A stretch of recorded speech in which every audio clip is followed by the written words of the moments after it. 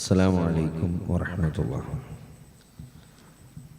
إن الحمد لله نحمده ونستعينه ونستغفره ونعوذ بالله من شرور أنفسنا ومن سيئات أعمالنا. من يهده الله فلا مضل له ومن يضلل فلا هادي له. وأشهد أن لا إله إلا الله وحده لا شريك له. وأشهد أن محمدا عبده ورسوله. اللهم صل على محمد وعلى آل محمد كما صليت على إبراهيم وعلى آل إبراهيم. وبارك على محمد وعلى آل محمد كما باركت على إبراهيم وعلى آل إبراهيم إنك حميد مجيد. أعوذ بالله من الشيطان الرجيم. يا أيها الذين آمنوا اتقوا الله حق تقاته ولا تموتن إلا وأنتم مسلمون. يا أيها الناس اتقوا ربكم الذي خلقكم من نفس واحدة وخلق منها زوجها وبث منهما رجالا كثيرا ونساء. واتقوا الله الذي تساءلون به والأرحام إن الله كان عليكم رقيبا.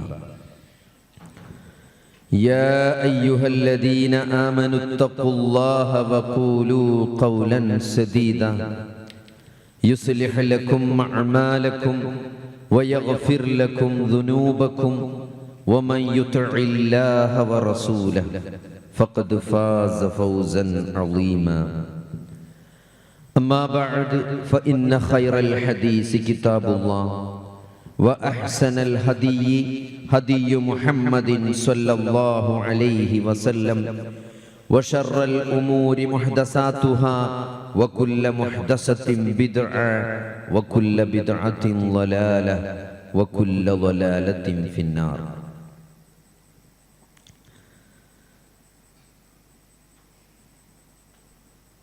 സത്യവിശ്വാസികളെ, സത്യവിശ്വാസിനികളെ, അല്ലാഹു സുബ്ഹാനഹു വ തആലയുടെ എണ്ണിയാലൊടുങ്ങാത്ത അറ്റമില്ലാത്ത അനുഗ്രഹങ്ങൾ ജീവിതത്തിൻ്റെ ഓരോ സെക്കൻഡുകളിലും ആസ്വദിച്ചുകൊണ്ടാണ് നമ്മൾ ജീവിച്ചു കൊണ്ടിരിക്കുന്നത്. ഇതെല്ലാം അല്ലാഹു വെറുതെ സൃഷ്ടിച്ചതാണെന്ന് എങ്ങനെയാണ് നമ്മൾ വിചാരിക്കുന്നത്? അല്ലെങ്കിൽ നമ്മളിൽ ചില ആളുകൾ എങ്ങനെയാണ് അവർക്ക് അങ്ങനെ വിചാരിക്കാൻ സാധിക്കുന്നത്? മനുഷ്യ ശരീരത്തിലെ കോടാനകോടി കോശങ്ങൾ 39 ട്രില്യൺ കോശങ്ങൾ കൊണ്ടാണ് മനുഷ്യനെ സൃഷ്ടിച്ചിട്ടുള്ളത്.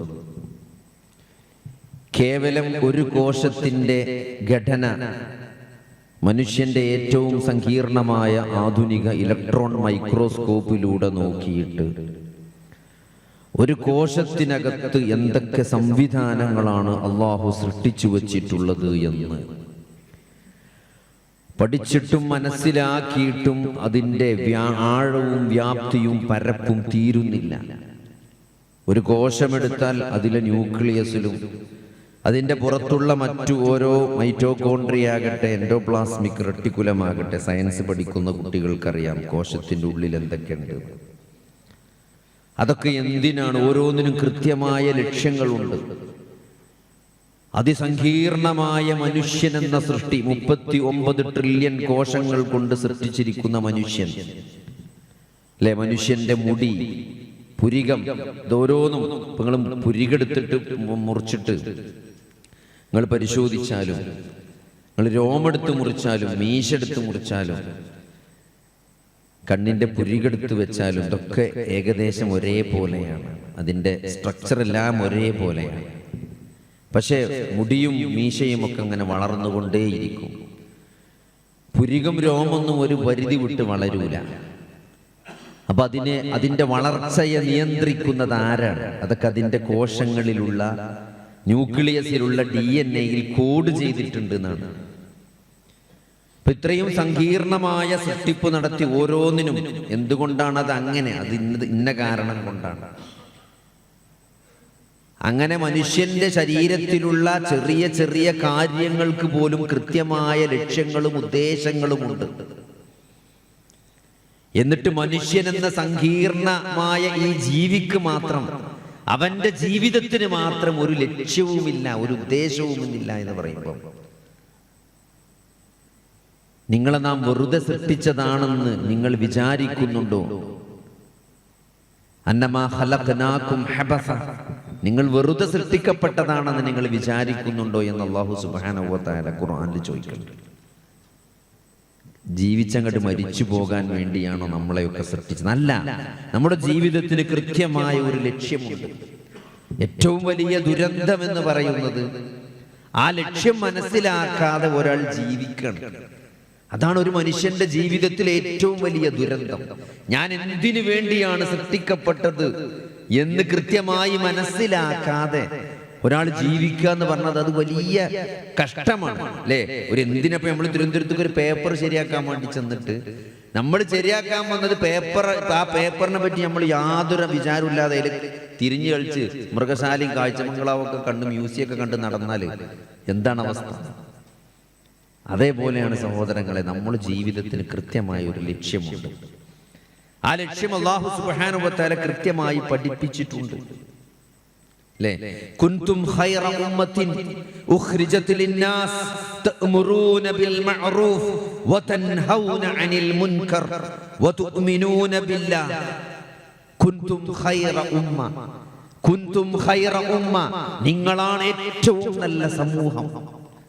ഈ മനുഷ്യനെ സൃഷ്ടിച്ച, ഈ പ്രപഞ്ചത്തെ സൃഷ്ടിച്ച, കോടാനകോടി സൃഷ്ടിജാലങ്ങളെ സൃഷ്ടിക്കുകയും അതിനെ നിയന്ത്രിക്കുകയും അതിനാവശ്യമായ സകല സംവിധാനങ്ങൾ രൂപപ്പെടുത്തുകയും അതൊക്കെ നിലനിർത്തിക്കൊണ്ടുപോരുകയും ഒരു പ്രത്യേക സമയം വരുമ്പോൾ അതെല്ലാം നശിപ്പിക്കുകയും ചെയ്യുന്ന സർവലോകരക്ഷിതാവായ ജഗന്നിയന്താവായ അല്ലാഹു സുബ്ഹാനഹു വ തആല മനുഷ്യരിൽ ചില ആളുകളോട് പറയാണ്, തെരഞ്ഞെടുക്കപ്പെട്ട ചില ആളുകളോട്, കുൻതും, നിങ്ങളാണ് ഖൈറ ഉമ്മ, ഖൈറ ഉമ്മ, ഈ ഉമ്മത്തിലെ ഏറ്റവും ഖൈറായ മനുഷ്യർക്ക് വേണ്ടി രംഗത്ത് കൊണ്ടുവപ്പെട്ട ഏറ്റവും ഉത്തമ സമുദായമാണ് നിങ്ങളെന്ന്.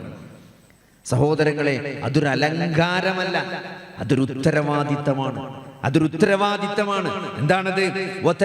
തഅ്മുറൂന ബിൽ മഅറൂഫ്, നന്മ കൽപ്പിക്കുന്ന, സദാചാരം കൽപ്പിക്കുന്ന, നന്മയായിട്ട് നിങ്ങൾ എന്തൊക്കെ മനസ്സിലാക്കുന്നുണ്ടോ, നിങ്ങൾ എന്തൊക്കെ അറിഞ്ഞിട്ടുണ്ടോ, അതെല്ലാം ഈ ലോകത്ത് ഓരോ കാലത്ത് ഓരോ പ്രവാചകന്മാർ കൊണ്ടുവന്നതാണ്, അല്ലേ? മാതാപിതാക്കളെ ബഹുമാനിക്കണം, അയൽവാസിയെ സ്നേഹിക്കണം, കരുണ കാണിക്കണം, അസൂയപ്പെടരുത്, ആക്രമിക്കരുത്, നിങ്ങൾ കൊല ചെയ്യരുത്. ഇതൊക്കെ കൃത്യമായി മനുഷ്യന്റെ ജീവിതത്തിലെ ധാർമ്മിക മൂല്യങ്ങൾ ഓരോന്നും. എന്തിനേറെ സഹോദരങ്ങളെ, വിവാഹം, ഇതൊന്നും മനുഷ്യൻ കാലങ്ങളായി റിസർച്ച് നടത്തി കണ്ടുപിടിച്ച ഒന്നല്ല. ഏതെങ്കിലും ആന്ത്രോപോളജിസ്റ്റ് കുറെ നേരം ചിന്തിച്ച് കണ്ടുപിടിച്ചതല്ല വിവാഹം എന്നത്. ഇതൊക്കെ അല്ലാഹു ആകാശ ലോകത്ത് നിന്ന് വഹിയായിട്ട് പ്രവാചകന്മാരിലൂടെ പ്രായോഗികമായി മനുഷ്യനെ പഠിപ്പിച്ച കാര്യമാണ്, അല്ലേ? നിങ്ങളിപ്പോ നിയമനിർമ്മാണം നടത്തുമ്പോൾ നമ്മൾ ബ്രിട്ടീഷ് നിയമമാണ് നോക്കിയത്, അല്ലേ? ഇവിടെ ബ്രിട്ടീഷുകാർ ഭരിച്ചത് കൊണ്ട് നമ്മൾ ലോയുടെ പുസ്തകം എഴുതിയപ്പോൾ പല നിയമങ്ങളും ബ്രിട്ടീഷുകാരൻ്റേത് കടമെടുത്തതാണ്. അങ്ങനെ ലോകത്ത് ഓരോ നിയമ സംഹിതകൾ, ഓരോ നീതിന്യായ വ്യവസ്ഥകൾ രചിക്കപ്പെട്ടപ്പോഴും അതിലൊക്കെ നന്മയായിട്ട്, അതിലെല്ലാം നന്മ സ്വാധീനിച്ചിട്ടുണ്ട്, നീതി സ്വാധീനിച്ചിട്ടുണ്ട്. അതൊക്കെ കാലാകാലങ്ങളിലായിട്ട് പ്രവാചകന്മാർ വേദഗ്രന്ഥങ്ങളിലൂടെ, പഴയ നിയമം തൗറാത്തിലും ഇൻജീലിലും ഖുർആനിലുമൊക്കെ അല്ലാഹു പഠിപ്പിച്ച ധാർമ്മിക മൂല്യങ്ങൾ തന്നെയാണ് സഹോദരങ്ങളെ ഇന്നും നന്മയായിട്ട് ജനങ്ങൾ മനസ്സിലാക്കുന്നത്. അപ്പോ ആ നന്മ കൽപ്പിക്കുന്ന ആളുകൾ, തഅ്മുറൂന ബിൽ മഅറൂഫ്, സദാചാരം കൽപ്പിക്കുന്ന, നന്മ കൽപ്പിക്കുന്ന, നന്മയെ സ്നേഹിക്കുന്ന, നന്മയോട് താല്പര്യം കാണിക്കുന്ന, നന്മക്ക് വേണ്ടി നിലകൊള്ളുന്ന ആളുകൾ. പിന്നെ വതൻഹൗന അനിൽ മുൻകർ, അവിടെ അവസാനിക്കുന്നില്ല. നന്മ മാത്രം പോരാ, തിന്മയെ വിരോധിക്കണം, ദുരാചാരങ്ങളിൽ നിന്ന് മാറി നിൽക്കണം. ഇത് ദുരാചാരമാണ്, ഇത് തെറ്റാണ്, ഇത് വലിയ തിന്മയാണ് എന്ന് അത് ചൂണ്ടിക്കാട്ടുവാനും തടയാൻ കഴിയുന്നിടത്ത് തടയുവാനും ഒരു വിശ്വാസി തയ്യാറാകേണ്ടതുണ്ട്. അപ്പോഴാണ് കുൻതും ഖൈറ ഉമ്മ, നിങ്ങളാണ് ഏറ്റവും നല്ല സമൂഹം, നിങ്ങളാണ് തെരഞ്ഞെടുക്കപ്പെട്ട ഏറ്റവും നല്ല സമൂഹം എന്ന അല്ലാഹുവിന്റെ അലങ്കാരത്തിന് നമ്മൾ അർഹരാകുന്നത് ആ ഉത്തരവാദിത്തം നമ്മൾ നിർവഹിക്കുമ്പോഴാണ്. അതുകൊണ്ടാണ് നമ്മൾ മുസ്ലിം എന്നറിയപ്പെടുന്നത്, അല്ലേ? അതുകൊണ്ടാണ് നമ്മൾ മുസ്ലിം എന്നറിയപ്പെടുന്നത്. സൂറത്തുൽ ഹജ്ജിന്റെ അവസാനത്തിൽ ഹുവജ്തബാകും വമാ ജഅല അലൈക്കും ഫിദ്ദീനി മിൻ ഹറജ് മില്ലത അബീകും ഇബ്രാഹിം ഹുവ സമ്മാകുമുൽ മുസ്ലിമീന മിൻ ഖബ്ലു വഫീ ഹാദാ ലിയകൂന الرسول شهيدا عليكم وتكونوا شهداء على الناس فأقيموا الصلاة وآتوا الزكاة واعتصموا بالله هو مولاكم فنعم المولى ونعم النصير എന്ന സൂറത്തുൽ ഹജ്ജിന്റെ അവസാനത്തെ ആയത്ത്. സഹോദരങ്ങളെ, അതൊന്ന് അർത്ഥമറിഞ്ഞുകൊണ്ട്, ആശയമറിഞ്ഞുകൊണ്ട്, അതിന്റെ ഗാംഭീര്യം മനസ്സിലാക്കിക്കൊണ്ട് അത് നമ്മൾ ഓതിയാൽ നമ്മൾ ആരാണ് എന്ന് നമുക്ക് മനസ്സിലാകും. ഹുവജ്തബാകും, അതിന്റെ ഓരോ വാക്കും എത്ര കൃത്യമായിട്ടാണ് അല്ലാഹു പറഞ്ഞത്. ഹുവജ്തബാകും, അവനാണ് നിങ്ങളെ തെരഞ്ഞെടുത്തത് എന്നാണ്. ഇജ്തബ എന്ന അറബി പദത്തിൽ ഇസ്തഫ എന്ന അർത്ഥം കൊടുത്തായിട്ട് കാണാൻ പറ്റും. പക്ഷേ ഖുർആൻ ഇസ്തഫ എന്ന് വേറെ സ്ഥലത്ത് പറഞ്ഞിട്ടുണ്ട്. ഖുർആന് വേണമെങ്കിൽ ഇസ്തഫ എന്ന് പറയാമായിരുന്നു, പക്ഷേ ഇവിടെ ഇജ്തബ എന്നാ പറഞ്ഞത്. അർത്ഥം നോക്കിയാൽ ഇസ്തഫി ഇജ്തബയൊക്കെ ഒരേ അർത്ഥമാണ് കാണുക, പക്ഷെ വ്യത്യാസമുണ്ട്. ഇസ്തഫ എന്ന് പറഞ്ഞാൽ തെരഞ്ഞെടുക്കപ്പെട്ടവനാണ്. മുസ്തഫ, മുഹമ്മദ് മുസ്തഫ നബി സല്ലല്ലാഹു അലൈഹി വസല്ലമ തെരഞ്ഞെടുക്കപ്പെട്ടവനാണ്. പക്ഷെ ഇജ്തബ എന്ന് പറഞ്ഞാൽ അർഹനായവരെയാണ് തെരഞ്ഞെടുക്കുക. അർഹതയുള്ള ആളെ തെരഞ്ഞെടുക്കുന്നതിനാണ് ഇജ്തബ എന്ന് കറക്റ്റായിട്ട് ഉപയോഗിക്കുക. ഇജ്തബാക്കും, അവൻ നിങ്ങളെ തെരഞ്ഞെടുത്തിരിക്കുന്നു. എന്തിന്? വമാ ജഅല അലൈക്കും ഫിദ്ദീനി മിൻ ഹറജ്, ഈ മതത്തിൽ യാതൊരു പ്രയാസവും അല്ലാഹു നിങ്ങൾക്ക് ഉണ്ടാക്കിയിട്ടില്ല എന്നാണ്. മതം എളുപ്പമാണ്, അല്ലേ? മതം എളുപ്പമാണ്. എന്ത് നിങ്ങൾ ഒരു മഴ പെയ്താല്, ആ അറേബ്യ മരുഭൂമിയിൽ നല്ലൊരു മഴ പെയ്താല് നമസ്കാരം ജമ്മു ചെയ്യാൻ പറ്റുമായിരുന്നു. കാരണം വാദിയിലൂടെ വലിയ മലവെള്ളം ഒലിച്ചു വരും, ആളുകൾ അപകടത്തിൽ പെടും. പ്രയാസം ഉണ്ടായാല് ജമ്മു ചെയ്ത് നിസ്കരിക്കാം. ഒരു അസുഖം വന്നാല് നമുക്ക് ജമ്മു ഒതുണ്ടാക്കാൻ പ്രയാസാണ്, അല്ലേ? കുറെ ട്യൂബും ഇതൊക്കെ ആയിട്ട് കിടക്കുകയാണെങ്കിൽ നമസ്കാരം ജമ്മു ചെയ്ത് നിർവഹിക്കാം. യാത്രയാണ്, നമസ്കാരം ചുരുക്കി നിർവഹിക്കാം. നോമ്പ് നോൽക്കേണ്ടതില്ല, നോമ്പ് സുന്നത്ത് നമസ്കരിക്കേണ്ടതില്ല, അല്ലേ? കഴിഞ്ഞ ദിവസം ഞാൻ UAE പോയി. അപ്പോ എന്താണ്, ഇശാ നിസ്കരിച്ചിട്ട് എന്താണ് വിത്തറിന്റെ മുമ്പ് സുന്നത്തുണ്ടല്ലോ, നമ്മൾ ഇശാന്റെ സുന്നത്തുണ്ടല്ലോ, അത് നിസ്കരിക്കാൻ നിൽക്കുമ്പോ എന്നോടൊരു അറബിയാണ് പറ്റൂല, യാത്രക്കാർക്ക് സുന്നത്തില്ല. യാത്രക്കാർ നബി സല്ലല്ലാഹു അലൈഹി വസല്ലമ യാത്രയിൽ ആകെ തഹജ്ജുദ് മാത്രമേ നിസ്കരിച്ചിട്ടുള്ളൂ എന്നാണ്. തഹജ്ജുദ് മാത്രമേ, ബാക്കി ഒരു സുന്നത്ത് നബി നിസ്കരിക്കാറുണ്ടായിരുന്നില്ല. ഒരു ഹദീസൊക്കെ കാണിച്ചു, നിസ്കരിക്കാൻ പറ്റൂല. നിങ്ങൾ ജമ്മും കസറാക്കുണ്ടോ, നിങ്ങൾ യാത്രക്കാരനാണ്, അപ്പൊ നിങ്ങൾ സുന്നത്ത് നിസ്കരിക്കേണ്ടതില്ല എന്നാണ്. ഒരു വിചിത്രമായി ഞാൻ പറഞ്ഞത്, അത്രയും സൗകര്യമാണ്. യാത്രക്കാരൻ സുന്നത്ത് നിസ്കരിക്കേണ്ടതില്ല, ഫർളന്നെ കമ്പൈൻ ചെയ്ത് നിസ്കരിച്ചാൽ മതി. ളുഹറിന്റെ അസറിന്റെ നേരത്ത് 2-4 റക്അത്ത് നിസ്കരിച്ചാല് പിന്നെ വൈകുന്നേരാഗോളം പള്ളിനെ പറ്റി ആലോചിക്കണ്ട, നിസ്കരിക്കുന്നതിനെ പറ്റി ബേജാറാകേണ്ടതില്ല. അസറിന്റെ മുമ്പായിട്ട് 4 റക്അത്ത്, 2 ളുഹറും 2 അസറും നിസ്കരിച്ച യാത്രക്കാരൻ നിസ്കാരം കഴിഞ്ഞു. സുന്നത്തില്ല. രാത്രി എവിടെയെങ്കിലും സെറ്റിലായിട്ട് മരിവേഷം കൂടി ജമ്മു ചെയ്ത് നിസ്കരിച്ചാൽ മതി. 3, 2, 5 നിസ്കരിച്ചാൽ മതി കസറാക്കിയിട്ട്. സുബൈന്റെ നേരത്തെ 2 റക്അത്ത്, ഇത്രയും സൗകര്യം. നോമ്പ് നോൽക്കേണ്ടതില്ല, ഫർളായ നോമ്പ് പോലും നോൽക്കേണ്ടതില്ല യാത്രയിൽ. സഹോദരങ്ങളെ, നിങ്ങൾ രോഗിയാണ്, പള്ളി പോകാൻ പറ്റുന്നില്ല, കാൽമ മുറി വന്ന് പഴുത്ത് നീരൊലിക്കാണ്, സ്ഥിരമായി പള്ളി പോണ ആളാണ്. പക്ഷെ ഒരു പേടി പേടിച്ചണ്ട, നിങ്ങൾ സ്ഥിരമായി ചെയ്തുകൊണ്ടിരിക്കുന്ന ഇബാദത്തുകൾ, തിങ്കളാഴ്ച നോമ്പ് നോറ്റ ആളുകൾ, വ്യാഴാഴ്ചയും തിങ്കളാഴ്ചയും നോമ്പ് നോൽക്കുന്നവർ, 5 നേരം പള്ളിയിൽ പോയി ജമാഅത്ത് നമസ്കരിക്കുന്ന ആളുകൾ, ഒരു പ്രയാസം വന്നു, ഷുഗർ കൂടി, കാൽമ മുറിവായി, ഇപ്പൊ ഡ്രസ് ചെയ്ത് പള്ളിയിൽ പോകാൻ പറ്റാത്ത അവസ്ഥയാണ്. ഒരു വിഷമവും വേണ്ട, ആ കൂലി നിങ്ങൾക്ക് രേഖപ്പെടുത്തപ്പെടുന്നതാണ്. യാത്ര കാരണമോ രോഗം കാരണമോ എന്തെങ്കിലും സ്ഥിരമായി ചെയ്തുകൊണ്ടിരിക്കുന്ന കർമ്മങ്ങൾക്ക് ഒരു വിശ്വാസിക്ക് പോകാൻ പറ്റാഞ്ഞാല്, ഒരു തടസ്സം വന്നാല് അതിന്റെ പ്രതിഫലം അവന്റെ മേൽ രേഖപ്പെടുത്തപ്പെടുന്നതാണ്. ഇത്രയും വലിയ സംവിധാനം ഒരു നന്മ പകർന്നു കൊടുത്താൽ മിനിമം 1 അല്ല 10 പ്രതിഫലം. 10 1 മാർക്കല്ല, മിനിമം 10 മാർക്കാണ്. പിന്നെ അത് എത്രയാകാം? നിങ്ങൾ ചെയ്യുന്ന കർമ്മങ്ങളുടെ ഇഖ്ലാസ് അനുസരിച്ച്, ഉദ്ദേശശുദ്ധിക്കനുസരിച്ച് ആ കർമ്മത്തിന്റെ പ്രതിഫലം അത് 10 മുതൽ 70, 700, 70,000 വരെയൊക്കെ പോകും. ചിലപ്പോൾ അതിന് കണക്ക് നിശ്ചയിക്കാൻ സാധ്യമല്ല. ബിഗൈരി ഹിസാബ് എന്നാണ്. ചിലതിന് അള്ളാഹു കണക്ക് നോക്കാതെ പ്രതിഫലം നൽകുന്ന, അതൊക്കെ നമ്മളെ സാഹചര്യം, നമ്മൾ സാമ്പത്തികമായി ഞെരുങ്ങി നിൽക്കാണ്, നമ്മളോ കഷ്ടപ്പെട്ട് നിൽക്കാണ്. അപ്പൊ നമുക്ക് അയൽവാസിന്റെ കിഡ്നി മാറ്റി വെക്കണം, അല്ലെങ്കിൽ ലിവർ മാറ്റി വെക്കണം, ഭയങ്കര പ്രയാസത്തിലാണ്, നീരുമുട്ടി ശ്വാസം വിട പ്രയാസപ്പെട്ട് കിടക്കുന്ന അയൽവാസിയുടെ മൂളക്ക് രാത്രിയിലെ ഞെരക്കെ നമ്മൾ റൂമിക്ക് കേൾക്കാൻ പറ്റും. ആ സമയത്ത് നമ്മൾ ഞെരുക്കത്തിലാണെങ്കിൽ പോലും നമ്മൾ അതിന് സഹായിച്ചാൽ അത് നിങ്ങൾ സാധാരണ കൊടുക്കുന്ന 1000 റുപ്യന്റെ പ്രതിഫലാവില്ല, അതിന് ഭയങ്കര പ്രതിഫലമായിരിക്കും.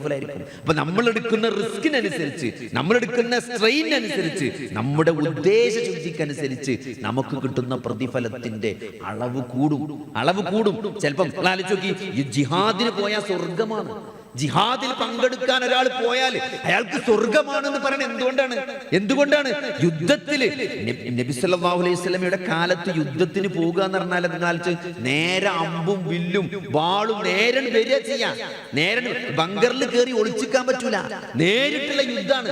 മരിക്കാനുള്ള ചാൻസ് കൂടുതലാണ്. അപ്പൊ ഒരാൾ യുദ്ധത്തിന് പോകാൻ തയ്യാറായാൽ തന്നെ അയാൾക്ക് എത്രത്തോളം ഈമാൻ, എന്റെ ജീവൻ ഞാൻ അള്ളാഹ്ക്ക് കൊടുക്കാൻ തയ്യാറാണെന്നാണ് യുദ്ധത്തിന് പോകാൻ ഒരാൾ തയ്യാറായി എന്ന് പറയുമ്പോൾ. അപ്പൊ അതിന്റെ പ്രതിഫലം സ്വർഗമാണ്. വെറുതെ അല്ല ഇതിന് സ്വർഗം കൊടുക്കുന്നത്, അതിനത്രയും പ്രതിഫലമുള്ളത് അതുകൊണ്ടാണ്. അതുകൊണ്ട് നിങ്ങൾ ആലോചിക്കി, അതുകൊണ്ട് ഈ ദീന് എളുപ്പമാണ്. ഈ മതത്തിൽ നിങ്ങൾക്ക് അല്ലാഹു ഒരു പ്രയാസം ഉണ്ടാക്കിയിട്ടില്ല. നിങ്ങൾക്ക് ചെയ്യാൻ പറ്റാത്ത നിങ്ങൾ ചെയ്യണ്ട. നിങ്ങൾക്ക് പൈസ അല്ലേ, വരുമാനല്ലേ, സക്കാത്ത് കൊടുക്കേണ്ടതില്ല. നന്നായി പെരുമാറിയാൽ മതി. ഒരാൾ സഹായം ചോദിച്ചു വരുമ്പം ഞാൻ തന്നെ കുടുങ്ങിക്കാണ്, ഇല്ലത് കൊടുക്കുക, അല്ലെങ്കിൽ കൊടുക്കാൻ കഴിയില്ലെങ്കിൽ നല്ല വാക്ക് പറയാ. ഓനെ ചോദ്യം ചെയ്ത് ഇടങ്ങേറാക്കി വലിയ ഇൻവെസ്റ്റിഗേഷൻ ഒക്കെ നടത്തി ഓനെ ചടപ്പിക്കേണ്ട ആവശ്യമില്ല. എന്നെ കൊണ്ട് കഴിയൂല, ഞാൻ തന്നെ കുറച്ച് പ്രയാസത്തിലാണ്, ഇൻഷാ അല്ലാഹ് കഴിവുണ്ടെങ്കിൽ തരും എന്ന് പറയാം സഹോദരൻ. അല്ലെങ്കിൽ കഴിവിനനുസരിച്ച് കൊടുക്കാം. ഒരു പ്രയാസമില്ല. സത്യസന്ധമാണോ? നിങ്ങൾക്ക് ഒരു പ്രയാസം അല്ലാഹു നിങ്ങളെ മനസ്സിലേക്ക്, നിങ്ങളെ അവസ്ഥ അറിയണ പടച്ചോനാണ്. അതുകൊണ്ട് ഈ മതത്തിൽ ഒരു പ്രയാസമില്ല. നിങ്ങൾക്ക് പ്രയാസം ഉണ്ടോ? ഞാൻ പറയില്ല നിസ്കരിച്ചണ്ട, നിങ്ങൾ ആ സമയം അങ്ങോട്ടും ഇങ്ങോട്ടൊക്കെ ആക്കാം. നിസ്കാരം ഒഴിവാക്കാൻ പറ്റൂല. കടന്നിട്ടെങ്കിലും നിസ്കരിക്കണം, അല്ലേ? സുന്നത്ത് നിസ്കരിക്കേണ്ടതില്ല പ്രയാസം ഉണ്ടെങ്കിൽ.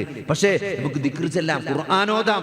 അങ്ങനെ കഴിയണ കാര്യം അല്ലാഹു നിങ്ങൾക്ക് കഴിയാത്തത് നിങ്ങളുടെ മേൽ കൽപ്പിക്കുകയില്ല എന്ന് ആമന റസൂൽ നമ്മൾ ഓതുമ്പോൾ നമ്മൾ പറയും. അതിന്റെ അർത്ഥം സഹോദരങ്ങളെ എന്താണ്? ചില ആൾക്കാർ മനസ്സിലാക്കിയത് എന്താരോ, കഴിയാത്തതൊന്നും പടച്ചോൻ നമ്മളോട് പറയില്ല എന്നാ. അതുകൊണ്ട് അതൊന്നും നമ്മൾ ചെയ്യേണ്ടതില്ല എന്നല്ല. അല്ലാഹു സുബ്ഹാനഹു വ തആല എന്തൊക്കെ കൽപ്പിച്ചിട്ടുണ്ടോ അതൊക്കെ കഴിയുന്നതാണെന്നാണ് ആ ആയത്തിന്റെ അർത്ഥം.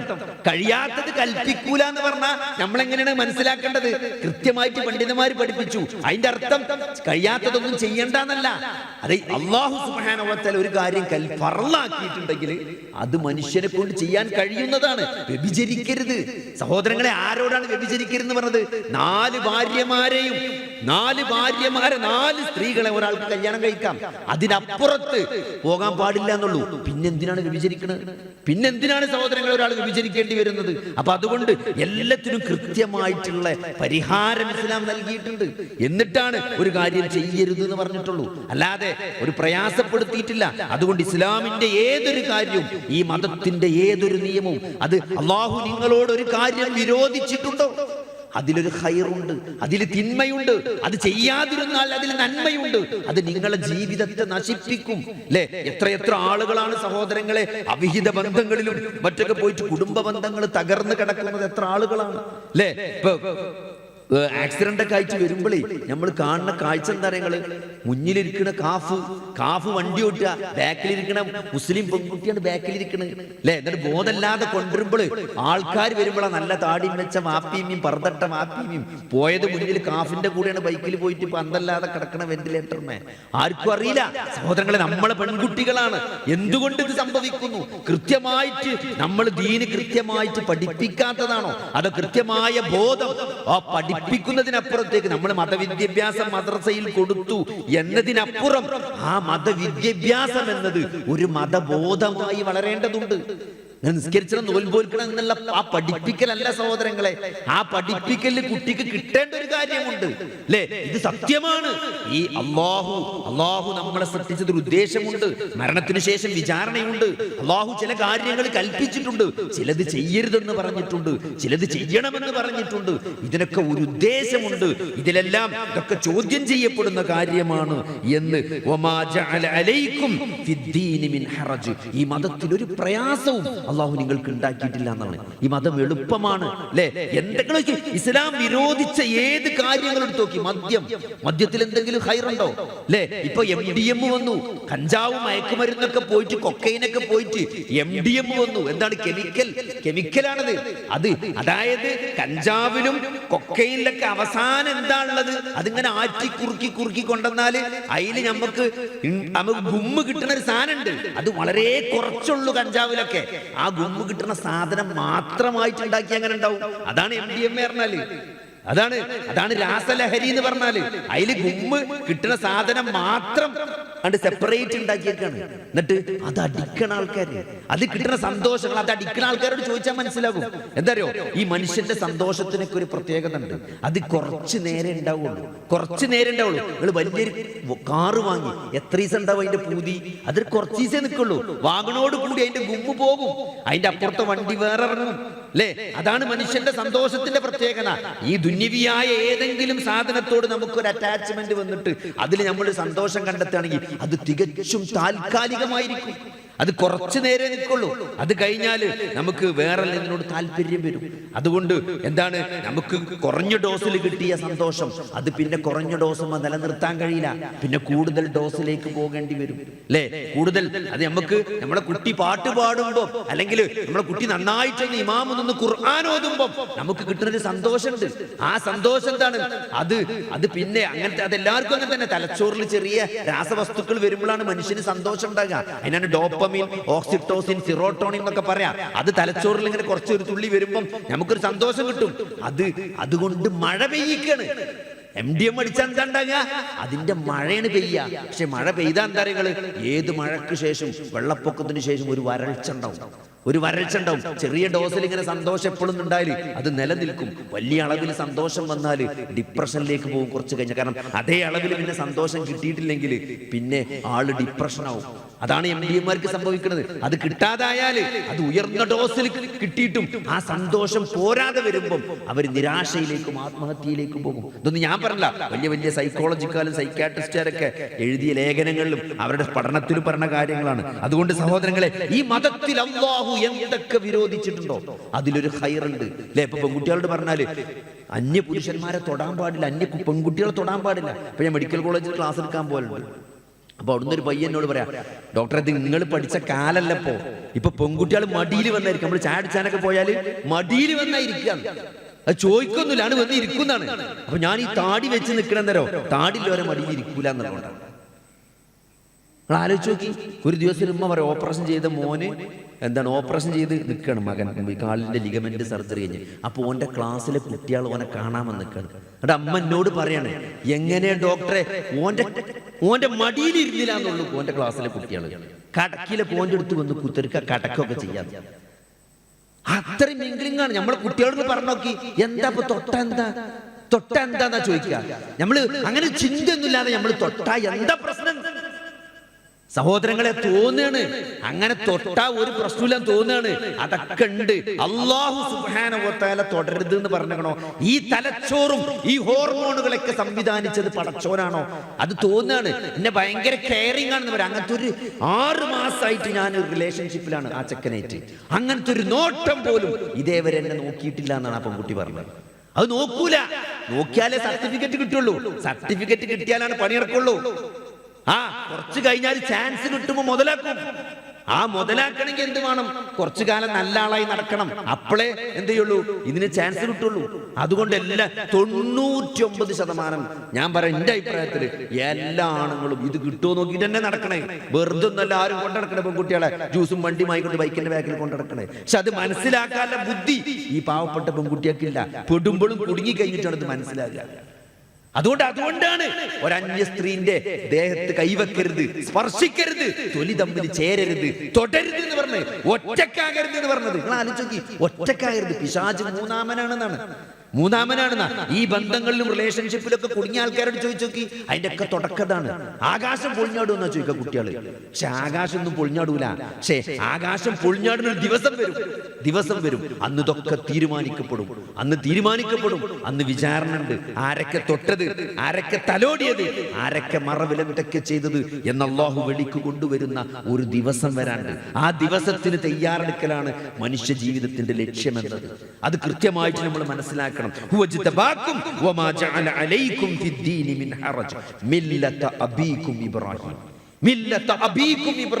വല്ലാത്തൊരു അതിന്റെ അടി കൊണ്ട് പഠിച്ചവൻ കിട്ടിയത് വാക്കണത്.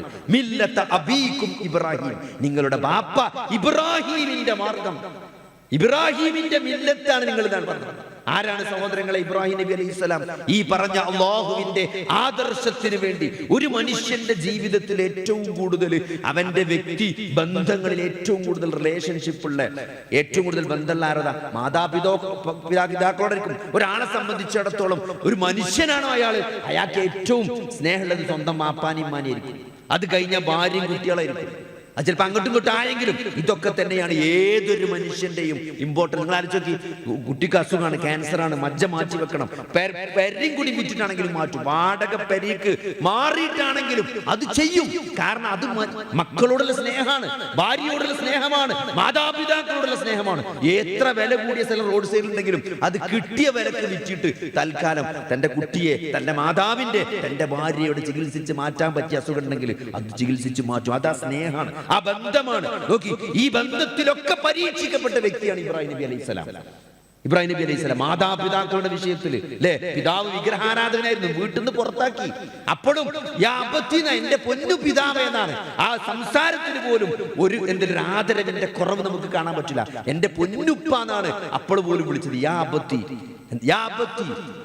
എന്തുകൊണ്ടാണ് അദ്ദേഹം തന്റെ പിതാവിനെ വിളിക്കുന്നത്, അഭിസംബോധന ചെയ്ത്. എന്നിട്ടോ അതിൽ അദ്ദേഹം പരീക്ഷിക്കപ്പെടുന്നു. സ്വന്തം ബാപ്പ പുറത്താക്കാണ്, എറിഞ്ഞു കൊല്ലുന്നു പറയാണ്. ആ നാട്ടിൽ നിന്ന് പുറത്താക്കപ്പെടുകയാണ്. നിങ്ങൾ ആലോചിച്ച്, ഇത്ര കാലം നമ്മുടെ ഒരു 10, 20, 30, 40 കൊല്ലം ഒരു സ്ഥലത്ത് ജീവിച്ചിട്ട് ഇപ്പൊ പല ആളുകളും മകനൊക്കെ ജോലി സ്ഥലത്ത് വീട് വെച്ചാൽ ഒരു വാപ്പിയും പോകൂല അങ്ങോട്ട്. എന്താ പറയാ, ഞങ്ങൾ ഇത്ര കാലം ഇവിടെ ജീവിച്ചാൽ ഞങ്ങൾ ഞങ്ങോട്ട് വരുന്നില്ല, ഇവിടെ കടന്ന് മരിച്ചാന്നാ പറയാ. അതൊരു നാടിനോടുള്ള സ്നേഹമാണ്. നമ്മൾ ജനിച്ചു വളർന്ന സ്ഥലം വിട്ടു പോകാൻ ആരും തയ്യാറാവില്ല. അങ്ങനത്തെ ഒരു സ്ഥലത്ത് നിന്ന് പുറത്താക്കപ്പെടുകയാണ്. എന്തിനു വേണ്ടി? അള്ളാഹു മാത്രമാണ് ആരാധനക്കർഹൻ എന്ന് പറഞ്ഞതിന് വേണ്ടി. ഈ സൂര്യനെയും ചന്ദ്രനെയും നിങ്ങൾ ആരാധിക്കരുത്, ഈ വിഗ്രഹങ്ങളെ നിങ്ങൾ ആരാധിക്കരുത്, നിങ്ങൾ ഏകനായ പ്രപഞ്ച സൃഷ്ടാവായ പടച്ചവനെ അല്ലാഹു സുബ്ഹാനഹു വ തആല ആരാധിക്കണമെന്ന് പറഞ്ഞതിന്റെ പേരിൽ ആ നാട്ടിൽ നിന്ന് പുറത്താക്കപ്പെടുക, തീക്കുണ്ടാരത്തിൽ എറിയപ്പെടുക. അല്ലേ, വാർദ്ധക്യത്തിൽ കുട്ടികളില്ല, വാർദ്ധക്യത്തിൽ പ്രാർത്ഥിച്ച് നേടിയ ഒരു സന്താനം, ആ സന്താനത്തെയും ഭാര്യയെയും ആരോരുമില്ലാത്ത മരുഭൂമിയിൽ ഉപേക്ഷിക്കണമെന്ന് പറയാം. അല്ലേ, മാതാപിതാക്കളുടെ വിഷയത്തിൽ അദ്ദേഹം പരീക്ഷിക്കപ്പെട്ടു, കുട്ടികളില്ലാതെ പരീക്ഷിക്കപ്പെട്ടു. പ്രാർത്ഥിച്ചൊരു കുട്ടിനെ കിട്ടി. എന്നിട്ട് അവസാനം കുട്ടിനെ കിട്ടിയപ്പോഴോ കുട്ടിനെ ഇമ്മാനെയും കൊണ്ട് ആരുമില്ലാത്ത മരുഭൂമിയിൽ കൊണ്ടിടണമെന്ന് പടച്ചോൻ പറഞ്ഞതാണ്. കേട്ടു ഇബ്രാഹിം നബി അലൈഹിസ്സലാം, അവിടെ കൊണ്ടിട്ട് പോന്നോടുന്നു. എന്നിട്ടോ പിന്നെ ആ കുട്ടിക്ക് ഒരു പ്രായമായപ്പോഴും, ഒരു കളിച്ചു ചാടി ഓടി നടക്കുന്ന പ്രായമായപ്പം അതിനെ അറുക്കണം എന്ന് പറഞ്ഞു. അതിനെ അറുക്കാൻ ഇബ്രാഹിം നബി തയ്യാറായി. ഇത്രത്തോളം പരീക്ഷിക്കപ്പെട്ട ഇബ്രാഹിം നബി അല്ലാഹു എന്ത് കൽപ്പിച്ചോ അതെല്ലാം അനുസരിക്കാൻ, അതിനെന്തൊക്കെ നഷ്ടം, ബാപ്പ നഷ്ടപ്പെട്ടാലും, മകൻ നഷ്ടപ്പെട്ടാലും, ഭാര്യ നഷ്ടപ്പെട്ടാലും അതിനെല്ലാം തയ്യാറായ നിങ്ങളുടെ പിതാവ് ഇബ്രാഹിം നബിയുടെ മാർഗത്തിലാണ് നിങ്ങൾ എന്നാ പടച്ചോൻ പറഞ്ഞത്. മില്ലത്ത അബീക്കും ഇബ്രാഹിം. അതുകൊണ്ട് ഇത് വല്ലാത്ത ഉത്തരവാദിത്തമാണ്. ഇത് ഒരു അലങ്കാരമല്ല സഹോദരങ്ങളെ. ഈ മുസ്ലിം എന്ന് അടുത്ത വാക്കെന്താ? അവൻ നിങ്ങൾക്ക് മുസ്ലിം എന്ന പേരിട്ടു എന്നാണ്. ഇവിടുത്തെ നരേന്ദ്ര കമ്മീഷൻ നമുക്കിട്ട പേരല്ല മുസ്ലിം എന്നത്. മുസ്ലിം എന്ന പേര് അല്ലാഹു സുബ്ഹാനഹു വ തആല, ഈ പ്രപഞ്ചത്തിന്റെ സൃഷ്ടാവായ അല്ലാഹു സുബ്ഹാനഹു വ തആല നമുക്ക് നൽകിയ പേരാണ് മുസ്ലിം എന്നത്. ഇവിടെ ആരെങ്കിലും റിസർച്ച് നടത്തിയിട്ടോ അല്ലെങ്കിൽ പേരിടാൻ വേണ്ടിയിട്ട പേരല്ല മുസ്ലിം. ഹുവ സമ്മാക്കുമുൽ മുസ്ലിമീൻ, അവൻ നിങ്ങൾക്ക് മുസ്ലിം എന്ന പേര് നൽകിയിരിക്കുന്നു. അതുകൊണ്ട് അള്ളാഹുവിനും റസൂലിനോടുമാണ് നമുക്ക് കടപ്പാടുള്ളത്. അതാണ് മുസ്ലിം എന്ന് പറഞ്ഞാൽ എന്താണ്? അനുസരണയുള്ളവനാണ്. ആരോട്? ഈ പ്രപഞ്ചത്തിന്റെ സൃഷ്ടാവിനോട്, എനിക്ക് ജീവൻ നൽകിയവനോട്, എനിക്ക് ജീവൻ നിലനിർത്താൻ ആവശ്യമായ സകല സംവിധാനങ്ങളും ചെയ്യുന്നവനോട്, എന്നെ മരിപ്പിക്കുന്നവനോട്, എന്നെ ഉയർത്തെഴുന്നേൽപ്പിക്കുന്നവനോട്, എന്നെ വിചാരണ ചെയ്യുന്നവനോടാണ് എനിക്ക് അനുസരണയുള്ളത്. ആ അനുസരണയുള്ളവനാണ് മുസ്ലിം. അള്ളാഹുവിനോടും റസൂലിനോടും അനുസരണയുള്ളവനാണ് മുസ്ലിം എന്ന് പറഞ്ഞാല് ഹുവ സമ്മാക്കുമുൽ മുസ്ലിമീൻ, അവൻ നിങ്ങൾക്ക് മുസ്ലിം എന്ന പേര് നൽകി. മിൻ ഖബ്ലു വഫീ ഹാദാ, മുമ്പത്തെ പ്രവാചകന്മാരുടെ മതത്തിലും ഇതിലും നിങ്ങൾക്ക് പേര് തന്നെയാണ് മുസ്ലിം എന്നാണ്. ഉണ്ടോ? ലിയകൂനർ റസൂലു ഷഹീദൻ അലൈക്കും. വല്ലാത്തൊരു വാക്കാണ് അതൊക്കെ. ലിയകൂനർ റസൂലു ഷഹീദൻ അലൈക്കും, ആ പ്രവാചകൻ നിങ്ങൾക്ക് മേൽ സാക്ഷിയാകാൻ വേണ്ടി. 23 വർഷമാണ് നബി സല്ലല്ലാഹു അലൈഹി വസല്ലമ നമുക്കിടയിൽ ജീവിച്ചത്. വളരെ ചെറിയൊരു കാലഘട്ടം. ഖുർആനിൽ നബി ചോദിക്കുന്നുണ്ട് മുശ്രിക്കീങ്ങളോട്, ഞാൻ വലിയൊരു നീണ്ട കാലം നിങ്ങൾക്കിടയിൽ ജീവിച്ചില്ലേ എന്നാണ്. അല്ലേ? 40 വർഷം, 63 വയസ്സ് വരെ ജീവിച്ചൊരു മനുഷ്യന്റെ 40 വയസ്സ് പറഞ്ഞ ചില്ലറ കാലഘട്ടമല്ല. 63 വയസ്സ് വരെ ജീവിച്ച ഒരാളുടെ 40 വയസ്സ് പറഞ്ഞാൽ 40 നീണ്ട കൊല്ലാണ്. അത് മക്കക്കാർക്കിടയിൽ അവിടെ ജനിച്ച് അവിടുത്തെ ഒരാളായി ജീവിച്ച വ്യക്തിയാണ് മുഹമ്മദ് നബി സ്വല്ലല്ലാഹു അലൈഹി വസല്ലം. പുറത്തുനിന്ന് കുടിയേറി വന്നവനല്ല. അല്ലെ? അവിടുന്ന് എന്തോ കലാപം ഉണ്ടായപ്പോ അവിടുന്ന് ഇങ്ങോട്ട് കുടിയേറി വന്നവനല്ല നബി. അവർക്കറിയാം അവരിൽ ഒരുവനായി ജനിച്ച് അവരിൽ ഒരുവനായി ജീവിച്ച വ്യക്തിയാണ് മുഹമ്മദ് നബി. നബി ചോദിക്കേണ്ടവരോട്, ഒരു വലിയ കാലഘട്ടം ഞാൻ നിങ്ങൾക്കിടയിൽ ജീവിച്ചില്ലെന്നാണ്. 40ാമത്തെ വയസ്സിലാണ് വഹയി കിട്ടുന്നത്. വെറും 23 വർഷമാണ് വഹയി കൊണ്ട് ജീവിച്ചത്, പ്രവാചകനായി ജീവിച്ചത്. വലിയ മാറ്റം ഉണ്ടാക്കി. അല്ലെ? നിങ്ങൾ ആലോചിക്ക്, ഞാനിപ്പോ ഈ നിൽക്കുന്ന നിങ്ങളിവിടെ പല ആളുകളും ഇവിടെ താടി വെച്ച് നിര്യാണിക്ക് മുകളിൽ വസ്ത്രം ധരിച്ച് ഞാനിവിടെ ഈ പ്രസംഗിക്കുന്നത് എന്തുകൊണ്ടാണ്? അല്ലെ? ഇവിടെ ബാങ്ക് വിളിച്ചു, ലോകത്തിന്റെ വ്യത്യസ്ത ഭാഗങ്ങളിൽ ബാങ്ക് വിളിച്ചു. എത്ര ആളുകൾ, അല്ലെ? ഏകദേശം നബി സല്ലല്ലാഹു അലൈഹി വസല്ലമയും അബൂബക്കർ സിദ്ദീഖും ഖദീജ ബിവിയൊക്കെ ആദ്യമായി മുസ്ലിമായത്. പിന്നെ അലി റളിയല്ലാഹു അൻഹു മുസ്ലിമായി. അല്ലേ? ഒരു 4-5 ആൾക്കാരാണ്. ആദ്യത്തെ ഒരു ദിവസം ഒരു 3-4 ദിവസം നമ്മൾ എടുത്താൽ വെറും 4-5 ആൾക്കാരാണ് മുസ്ലിമായത്. നിങ്ങൾ ആലോചിച്ച് നോക്കി, ഇതൊന്നും വെറുതെ കഥല്ല. 1440 വർഷം ഇപ്പുറത്തേക്ക് എത്തുമ്പോൾ 200 കോടിയിലേക്ക് അടുക്കാൻ പോവുകയാണ് മുസ്ലിം ജനസംഖ്യ. ഒരു 4 ആള്, ഒരാളിൽ നിന്ന് തുടങ്ങിയ ഈ മാറ്റം, ആ 4 ആളിൽ നിന്ന് തുടങ്ങിയ ഈ മാറ്റം 200 കോടിയിൽ എത്തി നിൽക്കുമ്പോൾ ഈ മാറ്റം ഉണ്ടാക്കിയത് ആരാണ്? അല്ലേ? എന്തുകൊണ്ടാണ് സഹോദരങ്ങളെ? ആ വിശുദ്ധ ഖുർആനിന്റെ വചനങ്ങൾ, ആ പ്രവാചകൻ സല്ലല്ലാഹു അലൈഹി വസല്ലമയുടെ 23 വർഷത്തെ ജീവിതം, ഇത് രണ്ടും മാറ്റി നിർത്താൻ സാധ്യമല്ല. അല്ലേ? ഒരു വെളിച്ചം, ഈ വെളിച്ചം എവിടുന്നാ വരുന്നത്? അത് ഈ ബൾബിൽ നിന്നാണ്. അല്ലേ? ഒരു ടോർച്ച് അടിക്കുമ്പോൾ ആ ടോർച്ചിലെ വെളിച്ചം വരുന്നത് ആ ടോർച്ചിൽ നിന്നാണ്. അതുകൊണ്ട് ആ ടോർച്ചിനെ മാറ്റി നിർത്താൻ സാധ്യമല്ല. വിശുദ്ധ ഖുർആൻ എന്ന വെളിച്ചം ആകാശ ലോകത്ത് നിന്ന് വഹിയായിട്ട് പ്രവാചകന്റെ ജീവിതത്തിലൂടെയാണ് ആ സഹാബത്തിന് കിട്ടുന്നത്. അതുകൊണ്ട് പ്രവാചകന്റെ ജീവിതം മാറ്റി നിർത്താൻ, അങ്ങനെ മാറ്റി നിർത്തി ഖുർആൻ പഠിക്കാൻ സാധ്യമല്ല. നബി സല്ലല്ലാഹു അലൈഹി വസല്ലമ വളരെ അധികം പ്രതിസന്ധികളിലൂടെയാണ് കടന്നുപോയത്. നിങ്ങൾ ആലോചിച്ചിട്ടുണ്ടോ? നബി സല്ലല്ലാഹു അലൈഹി വസല്ലമയുടെ ജീവിതത്തിലെ ഖുർആനിന്റെ ആയത്ത് ചെലുത്തിയ സ്വാധീനം. അല്ലേ? ദുഃഖത്തിന്റെ വർഷം, ചരിത്രം പഠിച്ച ആളുകൾ, നബിയുടെ സീറ വായിച്ചവർക്കൊക്കെ അറിയാം. അല്ലേ? ദുഃഖവർഷം എന്നൊരു വർഷമുണ്ട് നബിന്റെ ജീവിതത്തിൽ. നബി സല്ലല്ലാഹു അലൈഹി വസല്ലമക്ക് ഏറ്റവും കൂടുതൽ ദുഃഖമുണ്ടായ വർഷം. അല്ലേ? ഖദീജ, ആയിഷ ബീവി ചോദിക്കുന്നുണ്ട്, ആയിഷ ബീവി, നബി നിങ്ങൾക്ക് ഏറ്റവും ദുഃഖം ഉണ്ടായത്, ജീവിതത്തിൽ ഏറ്റവും സങ്കടമുണ്ടായത് എന്നാണ് ചോദിക്കുന്നത്. പക്ഷെ ആയിഷ ബീവി വിചാരിച്ചെന്തറിയോ? ഖദീജ മരിച്ചപ്പോഴായിരിക്കും വിചാരിച്ച്. അന്നല്ല, അതിനേക്കാൾ സങ്കടമുണ്ടായത് തായിഫിൽ നിന്ന് ഏറ് കിട്ടിയപ്പോഴാണ്. നിങ്ങൾ ആലോചിച്ച് നോക്കി, നബി സല്ലല്ലാഹു അലൈഹി വസല്ലമയുടെ ജീവിതത്തിലെ ഏറ്റവും സങ്കടകരമായ മൂന്ന് ചരിത്ര സംഭവങ്ങൾ കഴിഞ്ഞു പോയത് ഒരേ ഒരു വർഷത്തിലാണ്. അതിന് ദുഃഖവർഷം എന്നാണ് ചരിത്രത്തിൽ പറയാം. അതിലൊന്ന് ഖദീജ ബീവിയുടെ മരണമാണ്. എല്ലാ പ്രതിസന്ധികളിലും ഒപ്പമുണ്ടായിരുന്ന ഖദീജ. 25ാമത്തെ വയസ്സിലാണ് നബി കല്യാണം കഴിക്കുന്നത്. 40 വയസ്സിലാണ് വഹി കിട്ടുന്നത്. അല്ലേ? 40 വയസ്സിലാണ് വഹി കിട്ടുന്നത്. ആ വഹി കിട്ടുമ്പോൾ നബി പേടിച്ച് പഞ്ചക്കാണ്. ഒരു കള്ളപ്രവാചകനാണെങ്കിൽ വഹി കിട്ടിയ നേരെ അങ്ങാടിയിൽ വന്ന് ചെണ്ട കൊട്ടി അനൗൺസ് ചെയ്യാ, ഞാൻ നബി ആയിക്കണെന്ന്. നേരെ വീട്ടിൽ പോയിട്ട് പഞ്ചടന്നൊക്കെയാണ് പേടിച്ചിട്ട്. എന്താ സംഭവിച്ചത് മനസ്സിലായിട്ടില്ല. ഒരാൾ വന്ന് അണഞ്ഞൂട്ടി പിടിച്ചിട്ട് ഇക്ര ഇക്ര എന്ന് പറഞ്ഞു. നബിന്റെ വാരിയെല്ലാം ചെസ്റ്റൊക്കെ വേദനിച്ചു. അമ്മരുത്തെ പുറത്താ പിടിച്ചു. നബി പോയിട്ട് പഞ്ച് പറിച്ചെടുക്കണം. നമ്മളവിടെ പേടിച്ച് കിടക്കണം. പേടിച്ച് പഞ്ചറിയില്ലേ?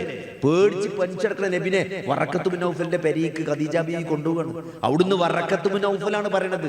എന്ത്, ആരാ വന്നത്, എന്താ ഉണ്ടായത് എന്നൊക്കെ കൃത്യമായിട്ട് ചോദിച്ച് മനസ്സിലാക്കിയിട്ട് അവസാനം വറക്കത്ത് ബിൻ നൗഫൽ നബിനോട് പറയണത്, ഇത് നിങ്ങളിപ്പോ പറഞ്ഞത് കേട്ടിട്ട് ബൈബിളിലും പഴയ നിയമത്തിലും മൂസാന്റെ അടുത്ത് വന്ന അതേ ഗബ്രിയേൽ മാലാഖയാണ് ഈ ഗുഹയിൽ വന്നത്.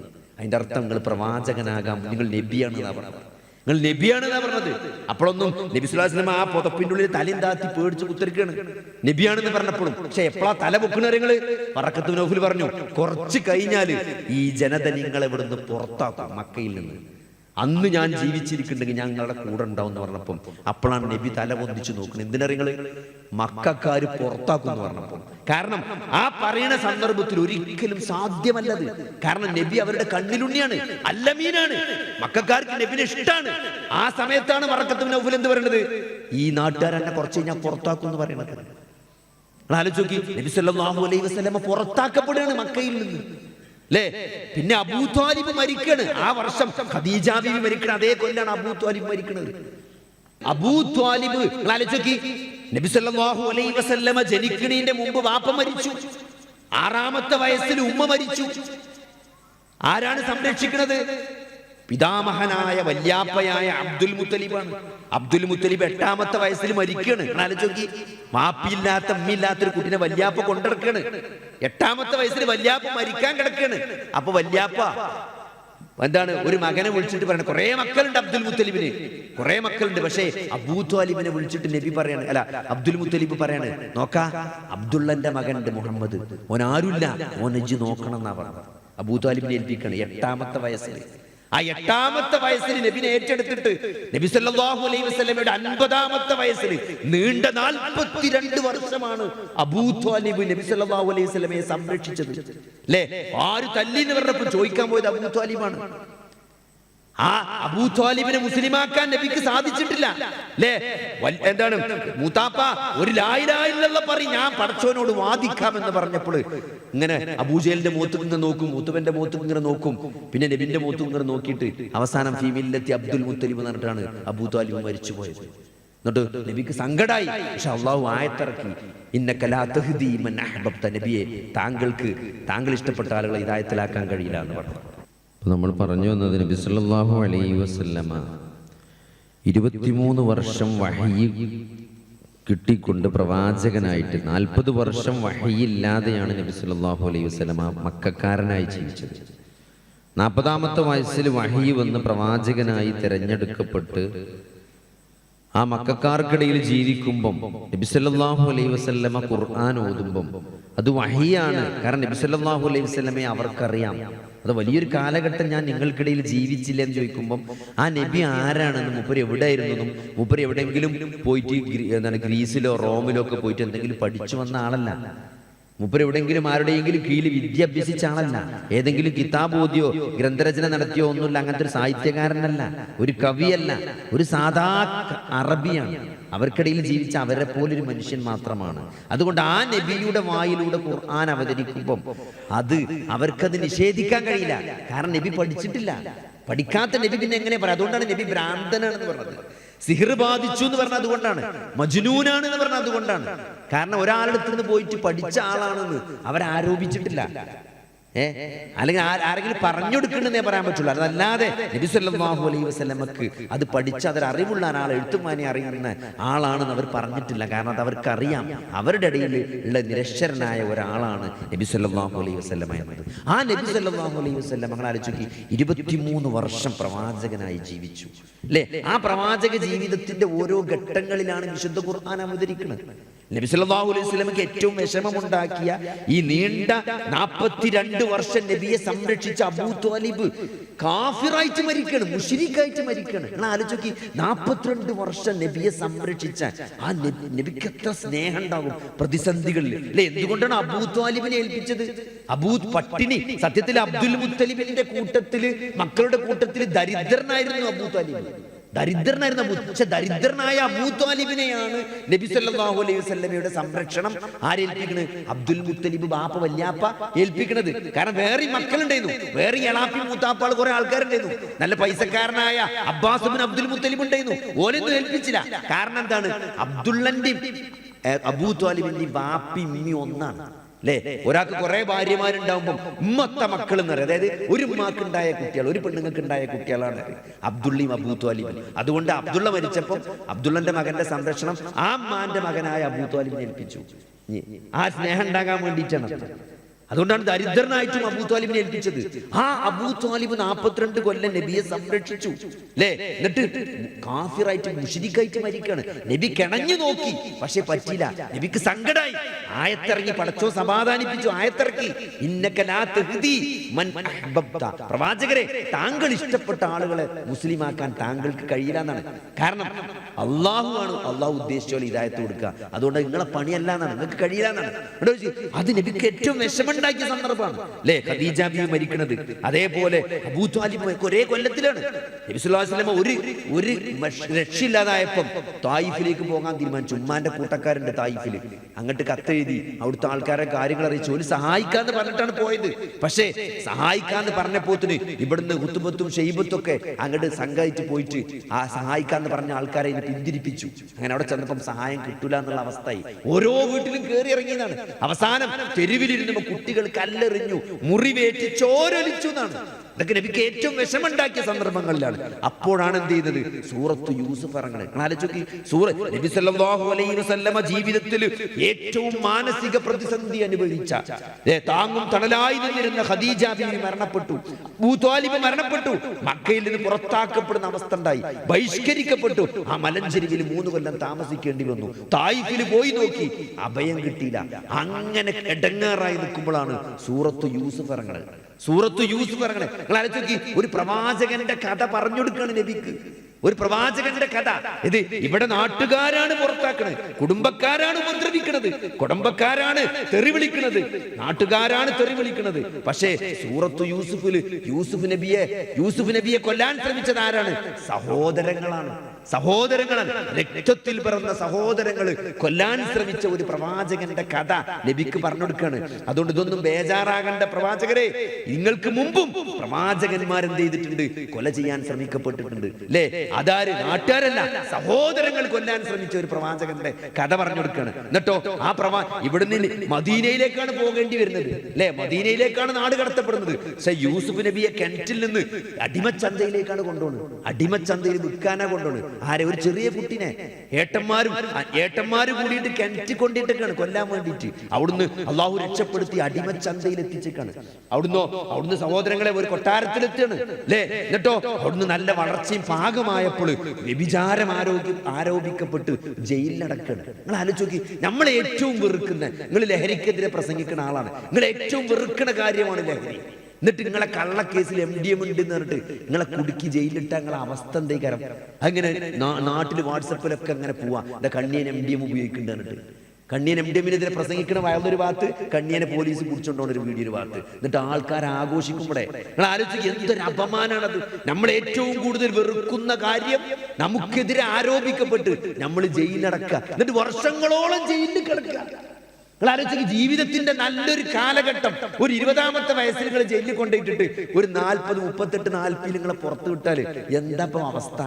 ചെയ്യാത്ത കുറ്റത്തിന്, നിങ്ങൾ ഏറ്റവും വെറുക്കുന്ന കാര്യത്തിന്റെ പേരിൽ കള്ളത്തരം ആരോപിച്ചുകൊണ്ട് ജയിലിലടക്കപ്പെടാ ഒരു പ്രവാചകന്റെ അവസ്ഥയാണത്. ആ കഥ പറഞ്ഞു കൊടുക്കാണ്. എന്നിട്ട് ഈജിപ്തിലെ മന്ത്രിയായി തിരിച്ചു വരികയാണ്. പിന്നെ തിരിച്ചു വരികയാണ് ഈജിപ്തിലെ മന്ത്രിയായിട്ട്.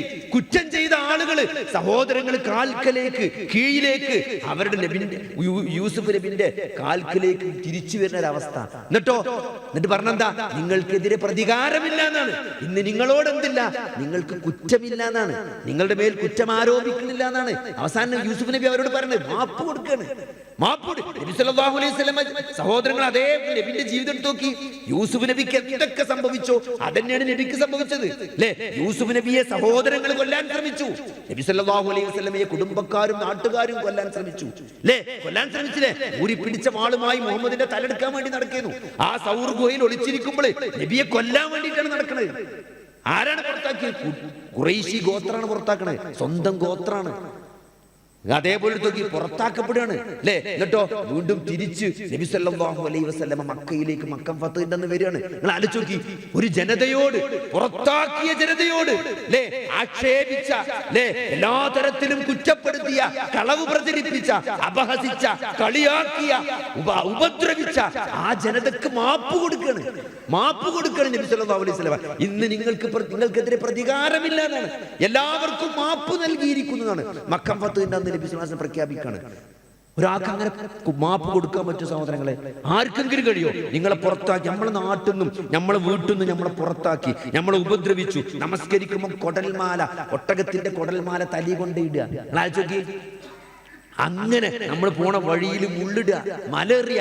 നിങ്ങൾ നോക്കിയാ അത്രയും നമ്മൾ ഉപദ്രവിച്ച് അവസാനം ഗതി കിട്ടാതെ നമ്മൾ മദീനയിലേക്ക് നാട് വിട്ടു പോയിട്ട് തിരിച്ച് നമ്മൾ അധികാരമായിട്ട്, മദീനയുടെ രാജാവായിട്ട്, മദീനയുടെ ഭരണാധികാരിയായിട്ട്, മുഴുവൻ സന്നാഹങ്ങളുമായിട്ട്, പറഞ്ഞാൽ അനുസരിക്കുന്ന ഒരു വലിയ ആൾക്കൂട്ടത്തായിട്ടാണ് നബി സ്വല്ലല്ലാഹു അലൈഹി വസല്ലം മക്കയിലേക്ക് വരുന്നത്. അപ്പൊ ആരെന്ത് പറഞ്ഞാലും അവിടെ തലെടുക്കാൻ പറഞ്ഞാൽ ആരെ തലയെടുക്കും? അത്രയും സെറ്റപ്പിലാണ് വരുന്നത്. പക്ഷേ മാപ്പ് കൊടുത്തു, എല്ലാവർക്കും മാപ്പ് കൊടുത്തു. നബി സല്ലല്ലാഹു അലൈഹി വസല്ലമയുടെ സ്വഭാവം ഖുർആനായിരുന്നു എന്നാണ്. നബി മാപ്പ് കൊടുത്തവനായിരുന്നു.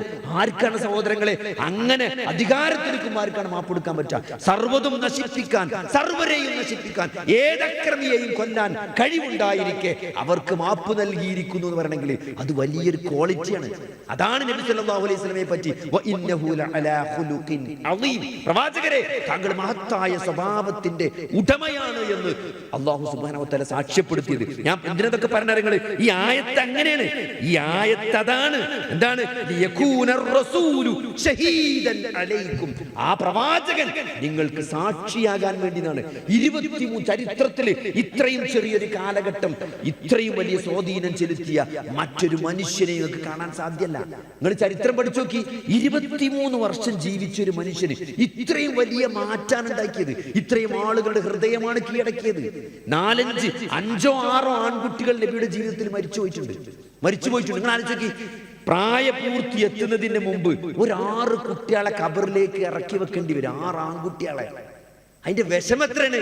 ജനങ്ങൾ കളിയാക്കാണ്, വാലറ്റവനാണ് മുഹമ്മദ്, വാലറ്റവനാണ്. അവന് ആൺകുട്ടികളില്ല, അവന്റെ തലമുറ അറ്റുപോയിരിക്കുന്നു. വാലറ്റവനെന്ന് മുഹമ്മദ് നബിയെ കളിയാക്കി മക്കക്കാര്. കാരണം എന്താ? 5, 6 ആൺകുട്ടികൾ മരിച്ചുപോയി ചെറുപ്പത്തിൽ. പരിഹാസമാണ്. അള്ളാഹു സമാധാനിപ്പിച്ച ആയത്തിറക്കി. എന്താണ്? ഇന്നാ അഅ്തൈനാകൽ കൗസർ ഫസല്ലി ലിറബ്ബിക വൻഹർ ഇന്ന ശാനിഅക ഹുവൽ അബ്തർ. പ്രവാചകരെ, അവരല്ല, താങ്കളല്ല വാലറ്റവർ, അവരാണ് വാലറ്റവർ. കാരണം അവരിന്ന് ആരെങ്കിലും ഓർമ്മിക്കേണ്ട സഹോദരങ്ങളെ? ആരെങ്കിലും അബൂലഹബിനെ ഓർമ്മിക്കുണ്ടോ? ആരെങ്കിലും അബൂജഹലിനെ ഓർമ്മിക്കുണ്ടോ? ആരെങ്കിലും ഉത്ബത്തിനെ ശൈബത്തിനെ ഓർക്കുണ്ടോ? പക്ഷേ നബി സല്ലല്ലാഹു അലൈഹി വസല്ലമയുടെ വാക്കുകൾ, ആ പ്രവർത്തികളും അനുധാവനം ചെയ്ത് ഒരു തലമുറ നബിന്റെ മേൽ സ്വലാത്ത് ചൊല്ലി, ആ പേരുകൾക്ക് സല്ലല്ലാഹു അലൈഹി വസല്ലം ചൊല്ലി, നബി അഷ്ഹദു അല്ലാ ഇലാഹ ഇല്ലല്ലാഹ് അഷ്ഹദു അന്ന മുഹമ്മദ് റസൂലുള്ളാഹ് എന്ന് ബാങ്ക് വിളിച്ച അല്ലാഹുവിന്റെ റസൂലിന്റെ പ്രശസ്തി ഈ ദുനിയാവിൽ നിറഞ്ഞു നിൽക്കുകയാണ്. ആ പ്രശസ്തി വേറെ ആർക്കാ സഹോദരങ്ങളെ കിട്ടിയത്? ഇല്ല. അതും 23 വർഷമേ നബി ജീവിച്ചിട്ടുള്ളൂ അല്ലേ? ആ ചരിത്രം പരിശോധിച്ചാൽ ഇപ്പോഴും നമുക്ക് മനസ്സിലാകും. ഈ അറേബ്യ എന്ന ആർക്കും വേണ്ടാത്ത ഒരു ലോകത്തിന്റെ മാപ്പുകൾ ഇങ്ങനെ നിർത്തി വെച്ചാൽ, ഈ ഗ്ലോബ് ഉണ്ടല്ലോ, ഈ ഗ്ലോബ്, ആ ഗ്ലോബ് ഇങ്ങോട്ട് പരത്തിയാൽ അതാണ് മാപ്പ് എന്ന് പറഞ്ഞാൽ. അതാണ് മാപ്പ്. അതിന്റെ നടുവിലാണ് അറേബ്യ വരിക. നടുവിലാണ് അറേബ്യ വരിക. ഒരു ചെറിയ മരുഭൂമിയാണ് അല്ലേ? ഒരാർക്കും വേണ്ടാത്തൊരു ഡ്രൈ ലാൻഡാണ്. കാര്യമായിട്ട് കൃഷിയൊന്നും ഇല്ലാത്ത ഒരു ഉണങ്ങിയ വരണ്ട ഭൂമിയാണ് അറേബ്യ എന്ന് പറഞ്ഞത്. അതിൻ്റെ ഒരു ഭാഗത്ത് റോമൻ ചക്രവർത്തിമാരാണ്, ഒരു ഭാഗത്ത് പേർഷ്യൻ ചക്രവർത്തിമാരാണ്. ഇത് ഈ രണ്ട് ചക്രവർത്തിമാർക്കും ഏകദേശം 700-800 വർഷത്തെ പാരമ്പര്യമുണ്ട് ചരിത്രത്തിൽ. വലിയ വലിയ സൈന്യങ്ങൾ ഉണ്ടായിരുന്ന ലോകത്തിലെ 2 വലിയ ശക്തികളാണ് റോമും പേർഷ്യൻ. ലക്ഷക്കണക്കിന് ചതുരശ്ര കിലോമീറ്ററാണ് ഈ രാജാക്കന്മാർ അടക്കി വാരിച്ചിരുന്നത്. ഈ 2 രാജാക്കന്മാർക്കും വേണ്ടാത്ത നടുത്ത്, അവരാരും ഒരു സൈനിക മുന്നേറ്റം നടത്താത്ത, ഓർക്കൊന്നും വേണ്ടാത്ത, ഒരു മെച്ചമില്ലാത്ത, ഒരു കൃഷിക്ക് പോലും പറ്റാത്ത ചെറിയൊരു ലാൻഡാണ് ഈ അറേബ്യ എന്ന് പറയുന്നത്. സഹോദരങ്ങളെ, ആ അറേബ്യയിൽ മാറ്റമുണ്ടായത് ഒരു പ്രവാചകൻ വന്നപ്പോഴാണ്. ഒരു പ്രവാചകനെ അല്ലാഹു ക്രിസ്താബ്ദം 571 അവിടെ ജനിപ്പിക്കുകയാണ് അല്ലേ? 40 വർഷം അവർക്കിടയിൽ ജീവിച്ച് 40ാമത്തെ വയസ്സിൽ പ്രവാചകനായി. പിന്നീട് 23 കൊല്ലാണ് പ്രവാചകൻ ജീവിക്കുന്നത്. അല്ലെ? അമവിയ കാലഘട്ടം അവസാനിക്കുമ്പോൾ അബ്ബാസിയ കാലഘട്ടത്തിലേക്ക് എത്തിയപ്പോൾ ഹിജ്റ 130 ആയപ്പോൾ, ഹിജ്റ 130 ആയിട്ടുള്ളൂ. ഹിജ്റ 130 ആയപ്പോൾ ലോക ചരിത്രത്തിൽ ലോകത്തിന്റെ മാപ്പ് തന്നെ മാറി. കാരണം ഈ ഭാഗത്തുണ്ടായിരുന്ന റോമിനെയും മറ്റേ ഭാഗത്തുണ്ടായിരുന്ന പേർഷ്യയും ലക്ഷക്കണക്കിന് ചതുരശ്ര കിലോമീറ്റർ അധികാരം അടക്കിമാണിരുന്ന ലോകത്തെ രണ്ട് വലിയ സൈനിക ശക്തികളെയും ഈ ഹിജ്റ 130 ആയപ്പോൾ ഈ നടുവിൽ വന്ന ചെറിയൊരു സംസ്കാരം അവരെ വിഴുങ്ങിക്കളഞ്ഞതാണ്. ലോകത്തിന്റെ മാപ്പ് മാറി. പിന്നെ മൊത്തം അറേബ്യയുടെ ഇസ്ലാമിക രാജ്യമായി മാറിയെന്ന് ചരിത്രം പഠിച്ചുകൊടുക്കരാ. ആ മാറ്റം ഉണ്ടാക്കിയത് എങ്ങനെയാണ്? റോമും പേർഷ്യയും എല്ലാം ഇസ്ലാമിന്റെ കീഴിലായി. ലോക ചരിത്രത്തിൽ ലോകത്തിന്റെ മാപ്പ് തന്നെ ഹിജ്റ 130 ആയപ്പോത്തിന് മാറിയത് എങ്ങനെയാണ്? വിശുദ്ധ ഖുർആനിലെ സൂറത്ത് ജുമുഅയിൽ അല്ലാഹു പഠിപ്പിക്കുകയാണ്, ഹുവല്ലദീ ബഅസ ഫിൽ ഉമ്മീയീന റസൂലൻ മിൻഹും യത്ലു അലൈഹിം ആയാതിഹി വയുസക്കീഹിം വയുഅല്ലിമുഹുൽ കിതാബ വൽ ഹിക്മ വഇൻ കാനൂ മിൻ ഖബ്ലു ലഫീ ളലാലിൻ മുബീൻ. എങ്ങനെയാണ്? അവൻ നിരക്ഷരനായ ഒരു പ്രവാചകനെ അവരിൽ നിന്ന് തന്നെ അല്ലാഹു നിയോഗിച്ചു എന്നാണ്. 40 വർഷം അവർക്കിടയിൽ ജീവിച്ച എഴുത്തും വായനയും അറിയാത്ത അവരിൽപ്പെട്ട ഒരു മനുഷ്യനെ അല്ലാഹു പ്രവാചകനായി തെരഞ്ഞെടുത്തു. എന്നിട്ട് ആ പ്രവാചകൻ അല്ലാഹുവിന്റെ കിതാബ് അവർക്ക് ഓതിക്കൊടുത്തു എന്നാണ്. വയുഅല്ലിമുഹുൽ കിതാബ, ആ കിതാബ് ഓതിക്കൊടുത്തുമല്ല പഠിപ്പിച്ചു എന്നാണ്. തഅലീം നടത്തി. വയുഅല്ലിമുഹുൽ കിതാബ വൽ ഹിക്മ. പിന്നെ അവരെ അവരെ സംസ്കരിച്ചു. ഈ വലിയ മാറ്റം ആ ചരിത്രത്തിൽ മാപ്പ് മാറിയതല്ല സഹോദരങ്ങളെ. ഏറ്റവും വലിയ അത്ഭുതം എന്നത് മനുഷ്യ മനസ്സുകൾ മാറി എന്നാണ്. അവിടെ ഉണ്ടായിരുന്ന ആ പ്രവാചകന് ചുറ്റും ജീവിച്ച ആളുകൾ മാറി എന്നുള്ളതാണ്. അതാണ് പ്രവാചകൻ നിങ്ങൾക്ക് മേൽ സാക്ഷിയായി. എന്നിട്ടോ നിങ്ങൾ ജനങ്ങൾക്ക് സാക്ഷികളാകാൻ ആ പ്രവാചകൻ എങ്ങനെ ജീവിച്ചോ അതാണ് സഹാബികൾ പഠിച്ചത്, സഹാബികൾ മനസ്സിലാക്കിയത്. അവർ താബിയങ്ങൾക്ക് ആ പ്രവാചകനെ പറ്റി വിവരിച്ചു കൊടുക്കണ്. ഞങ്ങളെ നബി ഇങ്ങനെയായിരുന്നു, ഞങ്ങളെ നബി ചിരിച്ചു, ഞങ്ങളെ നബി ദേഷ്യപ്പെട്ടു, ഞങ്ങളെ നബി ഇങ്ങനെ ഉതുകൊടുത്ത്, ഞങ്ങളെ നബി നിസ്കരിച്ചപ്പം സുജൂദിൽ പോയപ്പം കൈയിന്റെ ഏതൊക്കെ ഭാഗങ്ങൾ നിലത്ത് വെച്ചു, നെറ്റിയുടെ ഏത് ഭാഗത്ത് വെച്ചു, വിരല് കാലിന്റെ വിരൽ എങ്ങനെയാണ് വെച്ചത്, നബി സുജൂദിൽ നിന്ന് എഴുന്നേറ്റപ്പം ആദ്യം ഏത് ഭാഗമാണ് പൊന്തിയത്, നബി സലാം വീട്ടിയപ്പോൾ കവിളാണ് കണ്ടത്, എത്ര വരെ തല തിരിച്ചു, അല്ലെ? നബി എപ്പോഴാണ് ദേഷ്യപ്പെട്ടത്, നബി ചിരിച്ചപ്പോ എത്ര പല്ല് കണ്ടു. ഇതൊക്കെ സഹോദരങ്ങളെ ആ ചുറ്റുമുണ്ടിരുന്ന ആ സമൂഹം സഹാബികൾ ഒപ്പിയെടുത്തിക്കാണ്. അത് തലമുറകളിലൂടെ ഹദീസായിട്ട് ഇന്നും നമ്മളെ കയ്യിലുണ്ട്, മാറ്റമില്ലാതെ, വള്ളിപ്പുള്ളി മാറ്റമില്ലാതെ. അബ്ദുല്ലാഹി ഇബ്നു ഉമർ ഇങ്ങനെ നടന്നു പോകാൻ ഒരു വഴി കൂടെ ഒരു സ്ഥലത്തെത്തിയപ്പോൾ മൂപ്പര് ചിരിച്ചു. അപ്പൊ കൂടുതലുള്ളവർ ചോദിക്കണേ, നിങ്ങൾ ഇവിടെ എത്തിയപ്പം ചിരിച്ചത്? നബി ഒരിക്കൽ തീരെ പോയപ്പോൾ ഇവിടെ എത്തിയപ്പം ചിരിച്ചിരുന്നാണ്. നബി ഒരിക്കൽ തീരെ പോയപ്പോൾ ഈ സ്ഥലത്തെത്തിയപ്പോൾ നബി ചിരിച്ചു, ഞാൻ കണ്ടുകിടും, ഞാനും ചിരിച്ചു. അതാണ് മുത്തബി ഉസ്സുന്ന, പ്രവാചകനെ അത്രത്തോളം പിൻപറ്റിയവരും, അല്ലെ? ആ പ്രവാചകൻ ആ പ്രവാചകനെ അല്ലാഹു നമുക്ക് വേണ്ടി സാക്ഷിയാക്കി. എന്തിന്? ലിതകൂനു ശുഹദാ അലന്നാസ്, നിങ്ങൾ ജനങ്ങൾക്ക് സാക്ഷികളാകാൻ. നിങ്ങൾ ജനങ്ങൾക്ക് സാക്ഷികളാണ്. അതുകൊണ്ട് ഇതൊരു ഉത്തരവാദിത്തമാണ്. ആ പ്രവാചകൻ എങ്ങനെയാണോ ജീവിച്ചത്, ആ പ്രവാചകൻ എന്തൊക്കെയാണോ പഠിപ്പിച്ചത്, അതാണ് സഹോദരങ്ങളെ ഖുർആൻ. പ്രവാചകന്റെ ജീവിതത്തിൽ നിന്ന് ഖുർആനിനെ അടർത്തി മാറ്റാൻ സാധ്യമല്ല, അല്ലെ? ഈ സൂറത്ത് യൂസുഫ് അവതരിച്ചപ്പോഴാണ് നബി ഏറ്റവും ഡിപ്രഷനായി നിൽക്കുമ്പോഴാണ്. എല്ലാ തരത്തിലുള്ള സഹായങ്ങളും അടഞ്ഞു, സപ്പോർട്ട് ചെയ്യുന്ന ആളുകളൊക്കെ മരിച്ചുപോയി, അല്ലെ? സപ്പോർട്ട്, ഏറ്റവും നല്ല സപ്പോർട്ട് ഉണ്ടായിരുന്ന ഖദീജ ബി മരിച്ചു, അബൂ ത്വാലിബ് മരിച്ചു. ഏക സഹായം കിട്ടുന്ന പ്രതീക്ഷ തായിഫിന് പോയപ്പം അവിടുന്ന് കല്ലേറ് കിട്ടി. നബി അല്ലാഹു സുബ്ഹാനഹു വ തആല സൂറത്തു യൂസുഫ് ഇറക്കി അല്ലാഹുവിന്റെ റസൂലിനെ സമാധാനിപ്പിച്ചു. ഇന്ന മഅൽ ഹുസ്രി യുസ്ര ആയത്തിറങ്ങിയതപ്പോഴാ അത് ഈ വർഷമാണ് ആയത്തിറങ്ങിയത്. പ്രവാചകരെ, പ്രയാസത്തോടൊപ്പം താങ്കൾക്ക് എളുപ്പമുണ്ട് എന്ന് ഖുർആൻ ആയത്തിറങ്ങി. അങ്ങനെ പിന്നെ മദീനയിലേക്ക് പോയിട്ട് അവിടെ ഇസ്ലാം വിശാലമാകുകയാണ് സഹോദരങ്ങളെ. അതുകൊണ്ട് ഈ ഖുർആൻ മാറ്റിക്കൊണ്ട് ആയത്തുണ്ട്, അതുകൊണ്ട് നിങ്ങൾ എന്താ ചെയ്യേണ്ടത്? നിങ്ങൾ നമസ്കാരത്തെ നിലനിർത്തണം, നിങ്ങൾ സകാത്ത് നൽകണം, നിങ്ങൾ അല്ലാഹുവിന്റെ പാശത്തിൽ മുറുകെ പിടിക്കണം. എന്താണ് അല്ലാഹുവിന്റെ മാർഗം എന്ന് പറഞ്ഞാൽ? അത് ഖുർആനാണ്. അല്ലാഹു ആകാശ ലോകത്ത് നിന്ന് ഭൂമിയിലേക്ക് ഇട്ട അല്ലാഹുവിന്റെ കയറായ വിശുദ്ധ ഖുർആനിനെ മുറുകെ പിടിക്കണം. ആ ഖുർആനിന്റെ വിശദീകരണമായ പ്രവാചകന്റെ ജീവിതത്തെ, ഹദീസുകളെ നമ്മൾ മുറുകെ പിടിക്കണം. അതാണ് വഅ്തസിമൂ ബില്ലാഹ്, നിങ്ങൾ അല്ലാഹുവിനെ മുറുകെ പിടിക്കണം. ഹുവ മൗലാക്കും, അവനാണ് നിങ്ങളുടെ യജമാനൻ, അവനാണ് നിങ്ങളുടെ രക്ഷാധികാരി. ഫനിഅമൽ മൗലാ വനിഅമൻ നസീർ, എത്ര നല്ല സഹായി, എത്ര നല്ല രക്ഷാധികാരി എന്ന് പറഞ്ഞിട്ട് അള്ളാഹു സൂറത്ത് ഹജ്ജിലെ ആയത്ത് അവസാനിപ്പിക്കണം. വജാഹിദു ഫില്ലാഹി ഹഖ്ക ജിഹാദിഹി. നിങ്ങൾ അള്ളാഹുവിന്റെ മാർഗത്തിൽ എന്ത് ചെയ്യണം? നന്നായിട്ട് പരിശ്രമിക്കണം, ജിഹാദ് ചെയ്യണം. എന്നിട്ട് പറയണേ ഹുവജ്തബാക്കും, അവൻ നിങ്ങളെ തെരഞ്ഞെടുത്തു എന്നിട്ടാണ് ഈ ആയത്ത് ഇങ്ങനെ പോകുന്നത്. സഹോദരങ്ങളെ, ഇതാണ് പറഞ്ഞു തരാനുള്ളത്. ഇതാണ് അവനാണ് നിങ്ങൾക്ക് മുസ്ലിം എന്ന പേര് നൽകിയത്. അത് നിങ്ങളുടെ ബാപ്പ ഇബ്രാഹിമിന്റെ മാർഗമാണ്. ആ ഇബ്രാഹിം നബി എത്ര കഷ്ടപ്പെട്ടിരിക്കുന്ന ജീവിതത്തിൽ അല്ലേ, എന്തൊക്കെ പ്രയാസങ്ങൾ അല്ലേ. ഞാൻ നേരത്തെ അല്ലേ, ഒരാൾ ഏറ്റവും കൂടുതൽ പരീക്ഷിക്കപ്പെടുന്ന മാതാപിതാക്കളുടെ വിഷയം, ഭാര്യന്റെയും കുട്ടിന്റെ വിഷയം, അതിലൊക്കെ പരീക്ഷിക്കപ്പെട്ടു ആ പരീക്ഷണങ്ങളിലൊക്കെ വിജയിച്ച ഇബ്രാഹിമിന്റെ മാർഗത്തിലാണ് നമ്മൾ നിൽക്കുന്നത്. അതുകൊണ്ട് ഇതൊക്കെ വരും. പക്ഷേ ഇബ്രാഹിം നബി അതിജീവിച്ച പോലെ ഈ ആദർശം കൊണ്ട് അള്ളാഹുവിനും റസൂലിനും വഴിപ്പെട്ടുകൊണ്ട് നിങ്ങൾ അതിജീവിക്കണം. മുസ്ലിമീൻ, അവൻ നിങ്ങൾക്ക് മുസ്ലിം എന്ന പേര് നൽകിയതാണ് അല്ലേ. അവൻ നിങ്ങൾ ഖൈറു ഉമ്മത്താണ് എന്ന് അള്ളാഹു നിങ്ങളെ തെരഞ്ഞെടുത്തത്.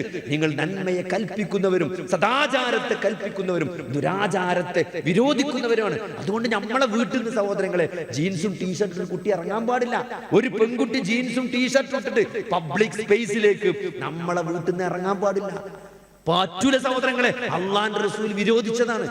ടീഷർട്ടും ജീൻസും അത്ര പൂതിയാണെങ്കിൽ ഭർത്താവിന്റെ മുമ്പിൽ ബെഡ്റൂമിൽ ഇട്ടോട്ടെ, പക്ഷെ പബ്ലിക് സ്പേസിലേക്ക്, മറ്റൊരു പുരുഷൻ കാണുന്ന സ്പേസിലേക്ക് ആ ഡ്രസ് ഇട്ടിട്ട് മുസ്ലിം സ്ത്രീക്ക് ഇറങ്ങാൻ പറ്റൂല.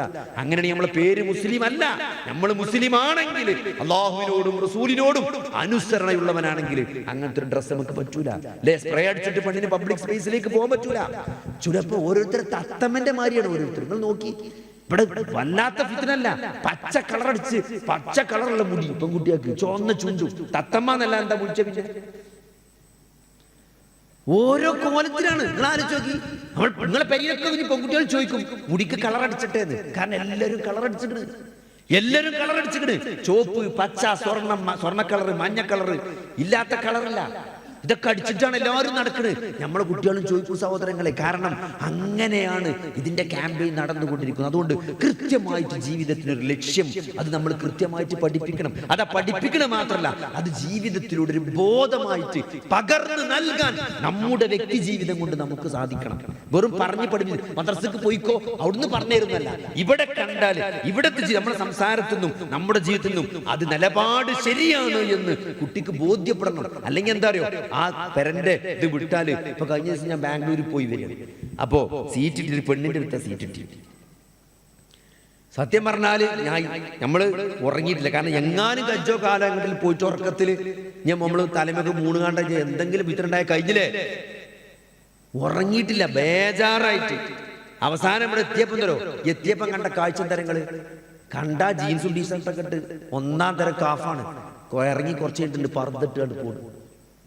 ബസ്സിൽ നിന്ന് ഇറങ്ങിയിട്ടുണ്ട്, ബാഗിൽ നിന്ന് ഒരു പറന്നിട്ടിട്ടുണ്ട്, പെരീക്കുഴി ഷാളൊക്കെ ഇട്ടിട്ട് കോഴിക്കോട് ഇറങ്ങിയിട്ടുണ്ട്. കാരണം എന്താ വെച്ചാൽ ആ ഡ്രസ്സിനെ പോലും എന്ത് ചെയ്യുന്നില്ല, ആ ഡ്രസ്സ് ഇഷ്ടല്ല. അതുകൊണ്ടാണല്ലോ ആ ഡ്രസ്സ് ഇഷ്ടമല്ലാത്തതുകൊണ്ടാണല്ലോ ഹിജാബ് ഇഷ്ടമല്ലാതെ. അള്ളാഹുവും റസൂലും കൽപ്പിച്ച ഒരു വസ്ത്രം സഹോദരങ്ങളെ, അത് ഇഷ്ടമല്ല എന്ന് പറയുമ്പോൾ എന്താ വെച്ചാൽ അള്ളാഹിനും റസൂലിനും വില മതിക്കണില്ല. നിങ്ങൾ മനസ്സിലാക്കേണ്ട വലിയൊരു കാര്യം തരങ്ങൾ. നിങ്ങൾ ഇപ്പൊ ഇന്ന് നേരം പോലത്തെ ഈ നേരാകുമ്പോഴും നിങ്ങൾ ഏറ്റവും കൂടുതൽ പറഞ്ഞ വാക്ക് എന്താ നിങ്ങൾക്കറിയോ? അറിയോ? എന്താണ്? അല്ലാഹു അക്ബർ. അല്ലാഹു ഒരു നിങ്ങളൊരു യഥാർത്ഥ വിശ്വാസിയാണെങ്കിൽ അറിഞ്ഞോ അറിയാതെയോ നിങ്ങൾ ആലോചിക്കി, ഒരു ബാങ്ക് കൊടുക്കുമ്പോൾ തന്നെ എത്ര അല്ലാഹു അക്ബർ പറയണ്ടേ? ആ ബാങ്കിന് ജവാബ് കൊടുക്കുമ്പോൾ എത്ര അല്ലാഹു അക്ബർ. ഇക്കാമത്ത് വിളിക്കുമ്പോൾ അല്ലാഹു അക്ബറാണ്. നിസ്കാരത്തിലേക്ക് കയറിയ അല്ലാഹു അക്ബറാണ്. നിസ്കാരത്തിന് ഓരോ സ്റ്റെപ്പിലും അല്ലാഹു അക്ബറാണ്. നിസ്കാരം കഴിഞ്ഞാൽ 33 തൊട്ട് അല്ലാഹു അക്ബർ എക്സ്ട്രാ. പിന്നെ അടുത്ത ബാങ്കിന് തന്നെ സ്ഥിതി, ബാങ്ക് ഇക്കാമത്ത് നിസ്കാരത്തിന് മുഴുവൻ അല്ലാഹു അക്ബർ. അത് കഴിഞ്ഞ പിന്നെ 33 അല്ലാഹു അക്ബർ. ഇത് കഴിഞ്ഞ് കിടന്നുറങ്ങാമോ 34 അല്ലാഹു അക്ബർ. ഇത്രയധികം തവണ വേറെ ഏതെങ്കിലും വാക്കുകൾ ജീവിതത്തിൽ പറഞ്ഞിട്ടുണ്ടോ? എന്താണ് അല്ലാഹു അക്ബർ എന്ന് പറഞ്ഞാല്? അല്ലാഹു വലിയവനാണ്. അത് വലിപ്പം കൊണ്ടല്ല സഹോദരങ്ങളെ, വലിപ്പം കൊണ്ടല്ല വലിയവൻ. അല്ലാഹുവിന്റെയും റസൂലിന്റെയും കൽപ്പനകൾക്കാണ് ഞാൻ ജീവിതം കൊണ്ട് എന്റെ നിലപാടതാണ്. ഞാൻ എന്തുകൊണ്ടാണ് എരിയാണിക്ക് താഴെ വസ്ത്രമിടാത്തത്? ഞാൻ എന്തുകൊണ്ടാണ് താടി വളർത്തുന്നത്? ഞാൻ എന്താണ് എന്റെ മീശ ചുണ്ടിന്റെ മുകളിലേക്ക് വരാതെ വെട്ടി നിർത്തുന്നത്? എന്തുകൊണ്ടാണ്? എനിക്കൊരു നിലപാടുണ്ട്. ഞാൻ എന്തുകൊണ്ട് ലോൺ അടക്കുന്നില്ല? ഞാൻ എന്റെ വാഹനത്തിന് എന്താണ് പ്രീമിയം ഇൻഷുറൻസ് എടുക്കാത്തത്? ഞാൻ ഹെൽത്ത് ഇൻഷുറൻസ് എടുക്കാത്തത് എന്തുകൊണ്ടാണ്? എനിക്കൊരു നിലപാടുണ്ട്, എനിക്ക് ജീവിതത്തിൽ ഒരു നിലപാടുണ്ട്. അള്ളാഹുവും റസൂലും കൽപ്പിച്ച കാര്യങ്ങൾക്കെതിരെ ഒരു നിലപാടും ഞാൻ ജീവിതത്തിൽ, അതെന്തൊക്കെ വലിയ നഷ്ടങ്ങൾ എന്റെ ജീവിതത്തിൽ വരുത്തിയാലും ശരി, അതിന് ഞാൻ തയ്യാറല്ല എന്നുള്ളതാണ്. അതാണ് അല്ലാഹു അക്ബർ എന്ന് പറഞ്ഞാല്. അത് ഇത്രയേറെ പ്രഖ്യാപിച്ചിട്ട്, ഇത്രയേറെ അത് പ്രഖ്യാപിച്ചിട്ട് സഹോദരങ്ങളെ, അതിനോട് ജീവിതത്തിൽ ഒരു നീതി പുലർത്താൻ പറ്റില്ലെങ്കിൽ നമ്മൾ എന്ത് നിഫാക്കാണ് കാണിക്കുന്നത്, എന്ത് നിഫാക്കാണ് കാണിക്കുന്നത്. അതുകൊണ്ട് ഈ ദിനോട് നമ്മൾ വേണ്ടത്, ഇതിൽ നമുക്ക് ഇസ്സത്ത് വേണം, പ്രതാപം വേണം. വലില്ലാഹിൽ ഇസ്സത്തു വലിറസൂലിഹി വലിൽ മുഅ്മിനീൻ എന്നാണ്. ആർക്കാണ് ഇസ്സത്ത്? അല്ലാഹുവിനും റസൂലിനും വിശ്വാസികൾക്കുമാണ് ഇസ്സത്ത് ഉള്ളത്. ഇത് ആയത്താണ്, സൂറത്തു മുനാഫിഖൂന്റെ ആയത്താണത്. ഈ ആയത്ത് എപ്പോഴാ ഇറങ്ങിയത്? നിങ്ങള് ഒരു യുദ്ധം കഴിഞ്ഞ് മടങ്ങാണ്. യുദ്ധം കഴിഞ്ഞ് മടങ്ങുമ്പോ മദീനയിൽ യുദ്ധം കഴിഞ്ഞ് മടങ്ങുമ്പോ അബ്ദുല്ലാഹി ഇബ്നു ഉബയ്യ് ഇബ്നു സുലൂൽ എന്ന മുനാഫിഖുകളുടെ നേതാവ് പറയണത്, മദീനയ്ക്ക് അങ്ങോട്ട് എത്തട്ടെ, നാട്ടിലേക്ക് അങ്ങോട്ട് എത്തട്ടെ. ടൂറൊക്കെ പോയി കച്ചറണ്ടായാലും വരല്ലോ, മാഷ് പറയല്ലോ, അങ്ങോട്ട് എത്തട്ടെ, സ്കൂൾക്ക് തിരിച്ചെത്തട്ടെ എന്നറിയില്ലേ, മദീനയ്ക്ക് തിരിച്ചെത്തട്ടെ. എന്നിട്ട് എന്ത് വേണം? ഈ നിന്യരായ ഈ അറബികളെ, ഈ നിന്യരായ ആളുകളെ, ഈ പ്രതാപികളായ നമ്മൾ, പ്രതാപികളാരാണ്? മുനാഫിക്ക്. നിന്യരായ മുസ്ലിങ്ങളെ നമുക്ക് മദീനയിൽ നിന്ന് പുറത്താക്കണം, പുറത്താക്കുക തന്നെ ചെയ്യുന്ന പറഞ്ഞത്. പടച്ചോൻ പറഞ്ഞ മറുപടിയാണ്, വലില്ലാഹിൽ ഇസ്സത്തു വലിറസൂലിഹി വലിൽ മുഅ്മിനീൻ. ഇസ്സത്ത് ആർക്കാണ്? അല്ലാഹുവിനും റസൂലിനും സത്യവിശ്വാസികൾക്കുമാണ് ഇസ്സത്ത് ഉള്ളത്. അതുകൊണ്ട് ഇസ്സത്ത് എന്ന് പറഞ്ഞാല് അത് നല്ല വണ്ടിയോ, നല്ല കുപ്പായോ, നല്ല പാൻറ്റോ, നല്ല കാണാൻ നല്ല ടൈറ്റിലോ അല്ല ഇസ്സത്ത് എന്ന് പറഞ്ഞാല്. അത് മനസ്സിലുണ്ടാകണം. ആദ്യം മനസ്സിലുണ്ടാകണം. നമ്മൾ അനുസരിക്കുന്നത് ആരെയാണ്? മനുഷ്യ നിർമ്മിത നിയമങ്ങളെ അല്ല. ഇവിടെ ബാക്കി ഏത് ഇസങ്ങൾ എടുത്ത് നോക്കിയാലും എന്താ ഇപ്പൊ ലിബറലിസം എന്ന് പറഞ്ഞാൽ? ലിബറലിസം എന്ന് പറഞ്ഞാൽ തോന്നിയത് ചെയ്യാനാണ്. അനക്കെന്താ തോന്നുന്നത് ഈ ചെയ്യാ. അത് ഒരു കൂട്ടായ്മ ഓൽക്ക് എന്തൊക്കെയാ തോന്നുന്നത് അതൊക്കെ ചെയ്യും. അതാണ് ലിബറലിസം. വേറെ ഏത് പ്രത്യയശാസ്ത്രം എടുത്താലും ഇപ്പൊ കമ്മ്യൂണിസം എന്ന് പറഞ്ഞാൽ എന്താ? അത് മാർക്സിനും ലെനിനും കാരൽ മാർക്സിനൊക്കെ എന്താണോ തോന്നിയത് അത് ഓരോ എഴുതി വെച്ചതാണ് മാർക്സിസം എന്ന് പറഞ്ഞാല്. കാരൽ മാർക്സ് എഴുതിയതാണ് മാർക്സിസം എന്ന് പറഞ്ഞാല്. ഏത് പ്രത്യയശാസ്ത്രങ്ങൾ എടുത്തു നോക്കിയാലും അതൊക്കെ മനുഷ്യനിർമ്മിതമായ ആശയങ്ങളാണ്.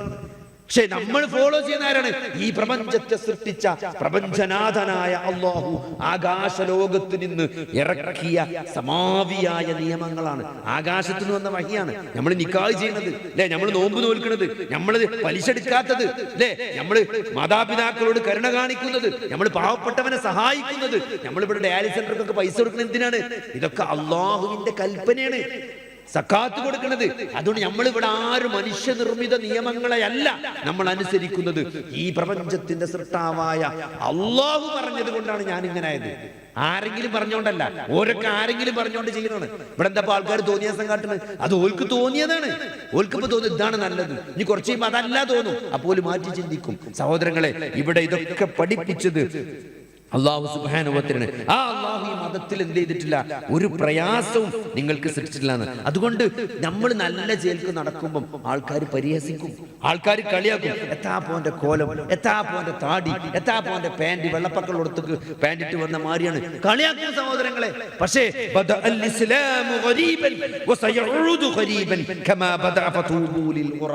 അല്ലാഹു റസൂൽ പറയാണ്, ഇസ്ലാം തുടങ്ങിയത് അപരിചിതത്വത്തിൽ നിന്നാണ്. അല്ലെ, കുറച്ചാളുകൾ അല്ലെ, അബൂബക്കർ സിദ്ദീഖും ഖദീജ ബീവിയും അലി റളിയല്ലാഹു അൻഹു, പിന്നെ അബൂബക്കർ സിദ്ദീഖ് റളിയല്ലാഹുവിന്റെ കൂട്ടുകാരായ ഉസ്മാൻ ഇബ്നു അഫ്ഫാൻ, അബ്ദുറഹ്മാൻ ഇബ്നു ഔഫ്, അങ്ങനെ തുടങ്ങിയ കുറച്ച് കച്ചവടക്കാരും, അങ്ങനെ കുറച്ച് ബിലാൽ, അങ്ങനെ അമ്മാർ, കുറച്ച് അടിമകളും റളിയല്ലാഹു അൻഹും അജ്മഈൻ, അവരൊക്കെയാണ് തുടക്കത്തിൽ തുടങ്ങിയത് അല്ലേ. അത് അത് ഇതേപോലെ അവസാനമാകുമ്പോൾ അപരിചിതത്വത്തിലേക്ക് തിരിച്ചു പോകുമെന്നാണ്. എല്ലാവരും ലിബറലിസവുമായിട്ട് തോന്നിയമാരി അല്ലെ, മുസ്ലിം വീടുകളിൽ നിന്ന് പോലും പെൺകുട്ടികൾ ജീൻസും ടീഷർട്ടും ഇട്ട്, മുടി ചോപ്പിച്ചുകൊണ്ട്, ലിപ്സ്റ്റിക് ഇട്ടുകൊണ്ട്, ഹിജാബ് മുടി മറക്കാതെ തോന്നിയാസം കാട്ടി അഴിഞ്ഞാടുന്ന കാലം വരുമ്പോഴും സഹോദരങ്ങളെ, നമ്മൾ ഇസ്ലാമിന്റെ തനതായ ആ ആദർശത്തെ നമ്മൾ കാത്തു സൂക്ഷിക്കണം. കാരണം ഇത് അത് മടങ്ങുന്നതാണ്. അവർക്ക് അന്ന് ആ സമയത്ത് അത് പിടിച്ചു നിൽക്കുന്ന ആളുകൾക്ക് മംഗളമുണ്ട് എന്നാണ്. അനസ് ബിൻ മാലിക് റളിയല്ലാഹു അൻഹു പറയുന്ന ഹദീസാണ്, യഅതി അലന്നാസി സമാൻ, ഒരു കാലം വരും ജനങ്ങൾക്ക്, അന്നെന്താണ്? അസ്വാബിറു ഫീഹി അലാ ദീനിഹി ഖൽ ഖാബിൽ അലൽ ജംർ, ഒരു ചുവന്ന തീക്കട്ട കൈയിന്റെ ഉള്ളനടി പിടിച്ചിരിക്കാം. എത്ര ബുദ്ധിമുട്ടുണ്ടോ അത്രയും പ്രയാസം ഉണ്ടാവും ദീനനുസരിച്ച് ജീവിക്കാന്നാണ്. നിങ്ങൾ ആലോചിച്ച് നോക്കി, അങ്ങനെ ഒരു കാലഘട്ടം വരുമെന്നാണ്. അതുകൊണ്ട് ഇതിലൊന്നും നമ്മൾ എന്തൊരു വിശ്വാസി തളരേണ്ടതില്ല. എന്താണ്? ഇന്ന മിൻ വറായികും അയ്യാമസ് സുബ്ർ, ഇന്ന മിൻ വറായികും അയ്യാമസ് സുബ്ർ, എന്താണ്? ക്ഷമയുടെ ദിവസങ്ങളാണ് നിങ്ങൾക്ക് ശേഷം വരാനുള്ളത് എന്നാണ്. ഇനി നിങ്ങൾക്ക് ശേഷം ഒരു കാലഘട്ടം വരാണ്ട് സഹാബത്തോട് പറയാണ്, എന്താണ്? ലിസ്വാബിരി ഫീഹിന്ന മിസ്ലു അജ്രി 50 റജുലൻ എന്നാണ്. ഒരാൾക്ക് 50 ആളുകളുടെ പ്രതിഫലം ഉണ്ടാവുന്നതാണ്. 50 ആളുടെ പ്രതിഫലം കിട്ടുന്ന ഒരു സമൂഹം, ക്ഷമിക്കുന്ന ഒരു സമൂഹം ഇനി വരാനുണ്ട് എന്നാണ്, നിങ്ങൾക്ക് ശേഷം വരാനുണ്ട്. അപ്പൊ അവർക്ക് അത്ഭുതമായി. എന്താണ്? ഖാലു യാ റസൂലല്ലാഹ് അജ്റ 50 മിൻഹും ഔ മിന്നാ. വല്ലാത്തൊരു ചോദ്യമാണ്. സഹാബത്തിനോട് പറയാണ്, നിങ്ങൾക്ക് ശേഷം ക്ഷമയുടെ നാളുകളാണ് വരാനുള്ളത്. അന്ന് ദീനനുസരിച്ച് ജീവിക്കുന്ന ആളുകൾക്ക് നിങ്ങൾ ചെയ്യുന്ന അമലിന്റെ 50 മടങ്ങ് 50 ആളുകൾ ചെയ്യുന്ന പ്രതിഫലം കിട്ടുമെന്ന് പറഞ്ഞപ്പം, 50 ആളുകളുടെ പ്രതിഫലം അവർക്ക് കിട്ടുമെന്ന് പറഞ്ഞപ്പം സഹാബത്ത് ചോദിച്ച ചോദ്യം എന്താ? നിങ്ങൾക്ക് ഞങ്ങളിൽ നിന്നുള്ള 50 ആണോ അവരിൽ നിന്നുള്ള 50 ആണോ എന്നാ ചോദിച്ചത്. അപ്പൊ നബി സല്ലല്ലാഹു അലൈഹി വസല്ലം കൊടുത്ത മറുപടി എന്തായിരുന്നു? അജ്റു 50 മിൻകും എന്നാണ്. നിങ്ങളിൽപ്പെട്ട 50 ആൾ ചെയ്യുന്ന കൂലിയാണ് അവരിൽ ഒരാൾക്ക് കിട്ടാൻ പോണത്. അവരിൽ ഒരാൾക്ക് കിട്ടാൻ പോണത്. ആ കാലമാണ് സഹോദരങ്ങളെ. ആ കാലത്തിലൂടെയാകാം ഒരുപക്ഷെ നമ്മൾ കടന്നു പോകുന്നത്. അല്ലാഹു അഅലം. പക്ഷേ നിങ്ങൾ ചോദിക്കും, ഒരു പ്രയാസം ഇതിന്റെ പേരിൽ ഒരു വിശ്വാസിക്ക് വേണ്ടതില്ല അല്ലേ? ഈ താടി വെച്ച് ഈ ഇസ്ലാമിന്റെ വസ്ത്രം ധരിച്ചുകൊണ്ട് ഇസ്ലാമിന്റെ ആദർശമായി അല്ലേ, എന്താ ഒരു പെൺകുട്ടിനെ തൊട്ടാല്, എന്താ ഒരു ആൺകുട്ടിനെ തൊട്ടാല്, എന്താ ഒന്ന് ചേർന്നിരുന്നാല് എന്ന് ചോദിക്കുന്നവരോട് സഹോദരങ്ങളെ, അത് അല്ലാഹു സുബ്ഹാനഹു വ തആല മതം അല്ലാഹു പഠിപ്പിച്ചിട്ടില്ല. അല്ലാഹു വിരോധിച്ച കാര്യങ്ങളാണ്, പ്രവാചകൻ ഇഷ്ടപ്പെടാത്ത കാര്യങ്ങളാണ്, അല്ലാഹു വെറുത്ത കാര്യമാണ്. അതുകൊണ്ട് തന്നെയാണ് നമ്മളത് പ്രഖ്യാപിക്കുന്നത്, നമ്മളത് പ്രബോധനം ചെയ്യുന്നത്, നമ്മളത് പ്രയോഗവൽക്കരിക്കുന്നത്. അല്ലാതെ നമുക്ക് ആരോടും ഒരു കമ്മിറ്റ്മെന്റും ഇല്ല സഹോദരങ്ങളെ. അല്ലാഹുവും റസൂലും എന്ത് പഠിപ്പിച്ചു അതിനാണ് നമ്മൾ നിലകൊള്ളുന്നത്. അതുകൊണ്ട് നമ്മൾ ചെയ്യേണ്ടത് എന്താണ് ചെയ്യേണ്ടത്? അത്തമസ്സകു ബിൽ ഖുർആനി വസ്സുന്ന. ഈ ഖുർആനും സുന്നത്തും നമ്മൾ പിടിച്ച് അതിൽ നമ്മൾ പിടിച്ചു നിൽക്കണം സഹോദരൻ. അതിനെന്ത് വേണം? അതിന് കൃത്യമായിട്ട് നമ്മൾ ഖുർആൻ പഠിക്കണം. കാരണം അള്ളാഹു ആകാശ ലോകത്ത് നിന്ന് താഴേക്ക് ഇട്ട് തന്ന അള്ളാഹുവിന്റെ വഹിയാണ് വിശുദ്ധ ഖുർആൻ. ഈ ഖുർആനുമായിട്ട് നമുക്ക് എത്ര ബന്ധമുണ്ട് അത് നമ്മൾ പരിശോധിക്കണം സഹോദരങ്ങളെ. കാരണം ഖുർആനിലൂടെയാണ് അള്ളാഹു സുബ്ഹാനഹു വ തആല ഈ മുൻഗാമികളൊക്കെ മാറ്റിയെടുത്തത് അല്ലേ? നബി സല്ലല്ലാഹു അലൈഹി വസല്ലം അങ്ങനെ ആയത്ത് ഓതി കൊടുക്കുന്നു സഹാബികൾക്ക്. അവരുടെ ജീവിതത്തിൽ അവർ മാറുകയാണ്. ആയത്തിറങ്ങുമ്പോഴേക്ക് അവർ മാറുകയാണ്. എന്താണ് നബി പറയുന്നത് എന്ന് കേൾക്കാൻ അവർ വെമ്പൽ കൊള്ളുന്നത് മാത്രമല്ല, ആ പറയുന്ന കാര്യങ്ങൾ അപ്പപ്പോ ജീവിതത്തിൽ അവർ പ്രാവർത്തികമാക്കാണ്. നമ്മളെ പോലെ ഇവിടുന്ന് എന്തെങ്കിലും ഒന്ന് പറഞ്ഞാല് കേട്ട് നമ്മൾ പെരി പോയിട്ട് ഒന്ന് ആലോചിച്ചിട്ടല്ല വരുന്നത്, ആലോചിച്ചിട്ടല്ല. എന്താണ്? നിങ്ങൾ പുണ്യം ചെയ്തവരാകൂല എന്നാണ്.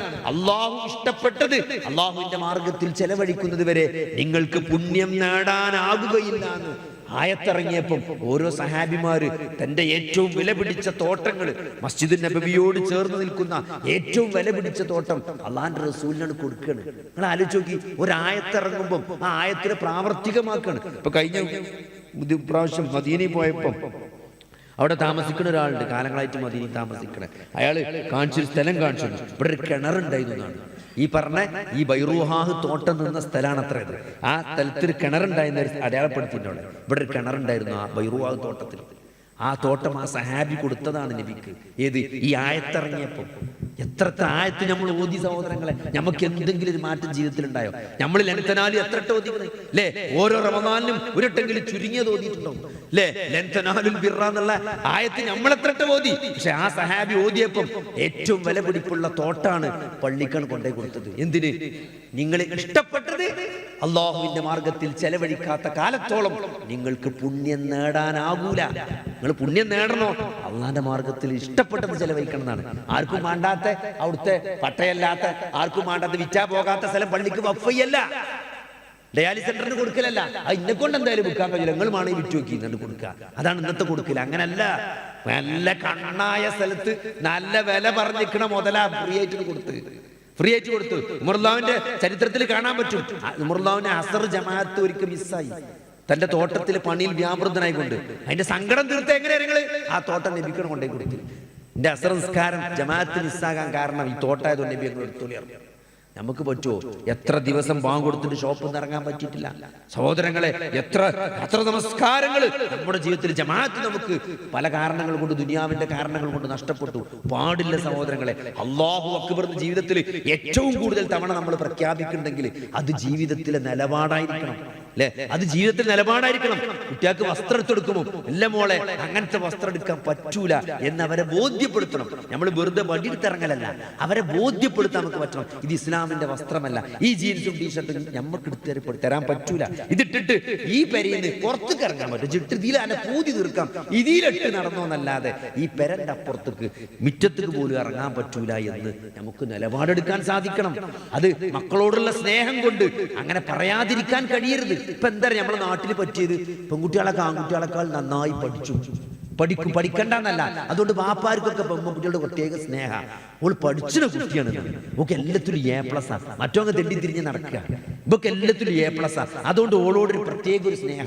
ഓൾ ജീൻസ് വേണമെന്ന് അറിയുമ്പോൾ ജീൻസ്, ഓൾ ടീഷർട്ട് വേണം, ഓൾ ടൂർ വേണമെന്ന് അറിയുമ്പോൾ എന്നാ ടൂർ. ഓൾ പഠിച്ചിന കുട്ടിയല്ലേ.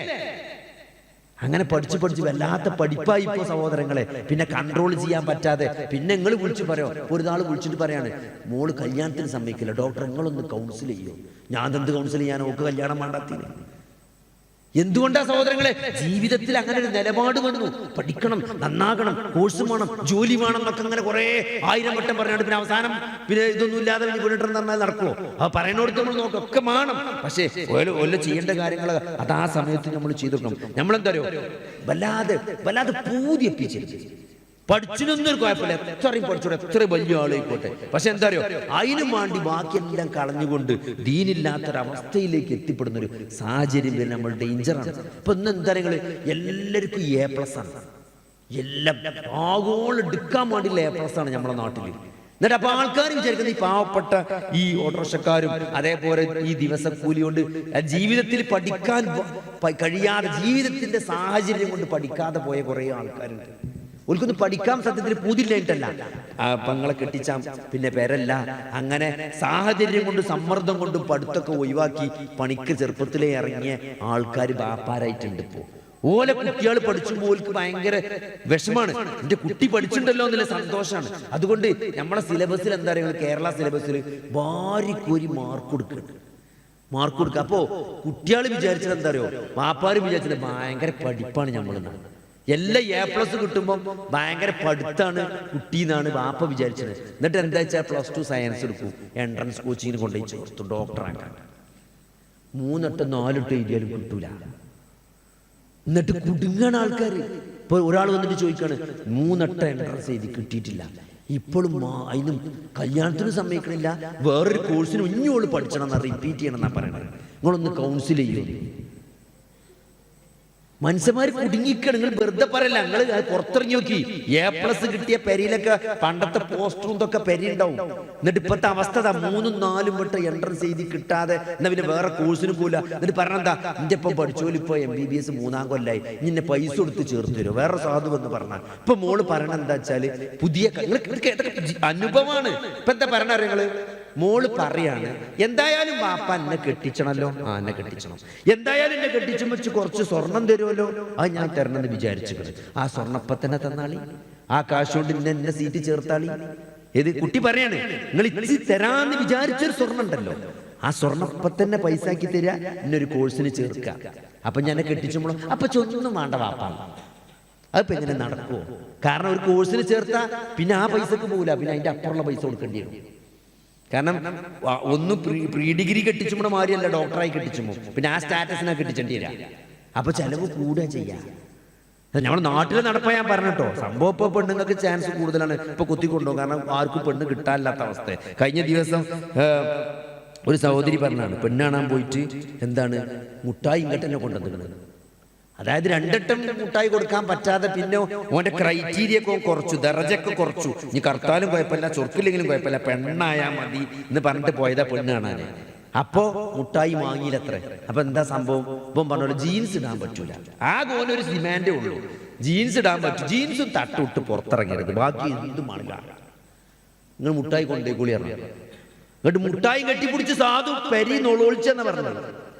കാരണം ഇനി ഓൻ ഗൾഫിൽ പോയി വരുമ്പോഴത്തേനും ഓന് 30 വയസ്സ് കഴിയുന്നു. ഇതൊക്കെ ചിരിച്ചാട്ടൊക്കെ നമ്മളെ നാട്ടിൽ നടക്കുന്ന അവസ്ഥയാണ്.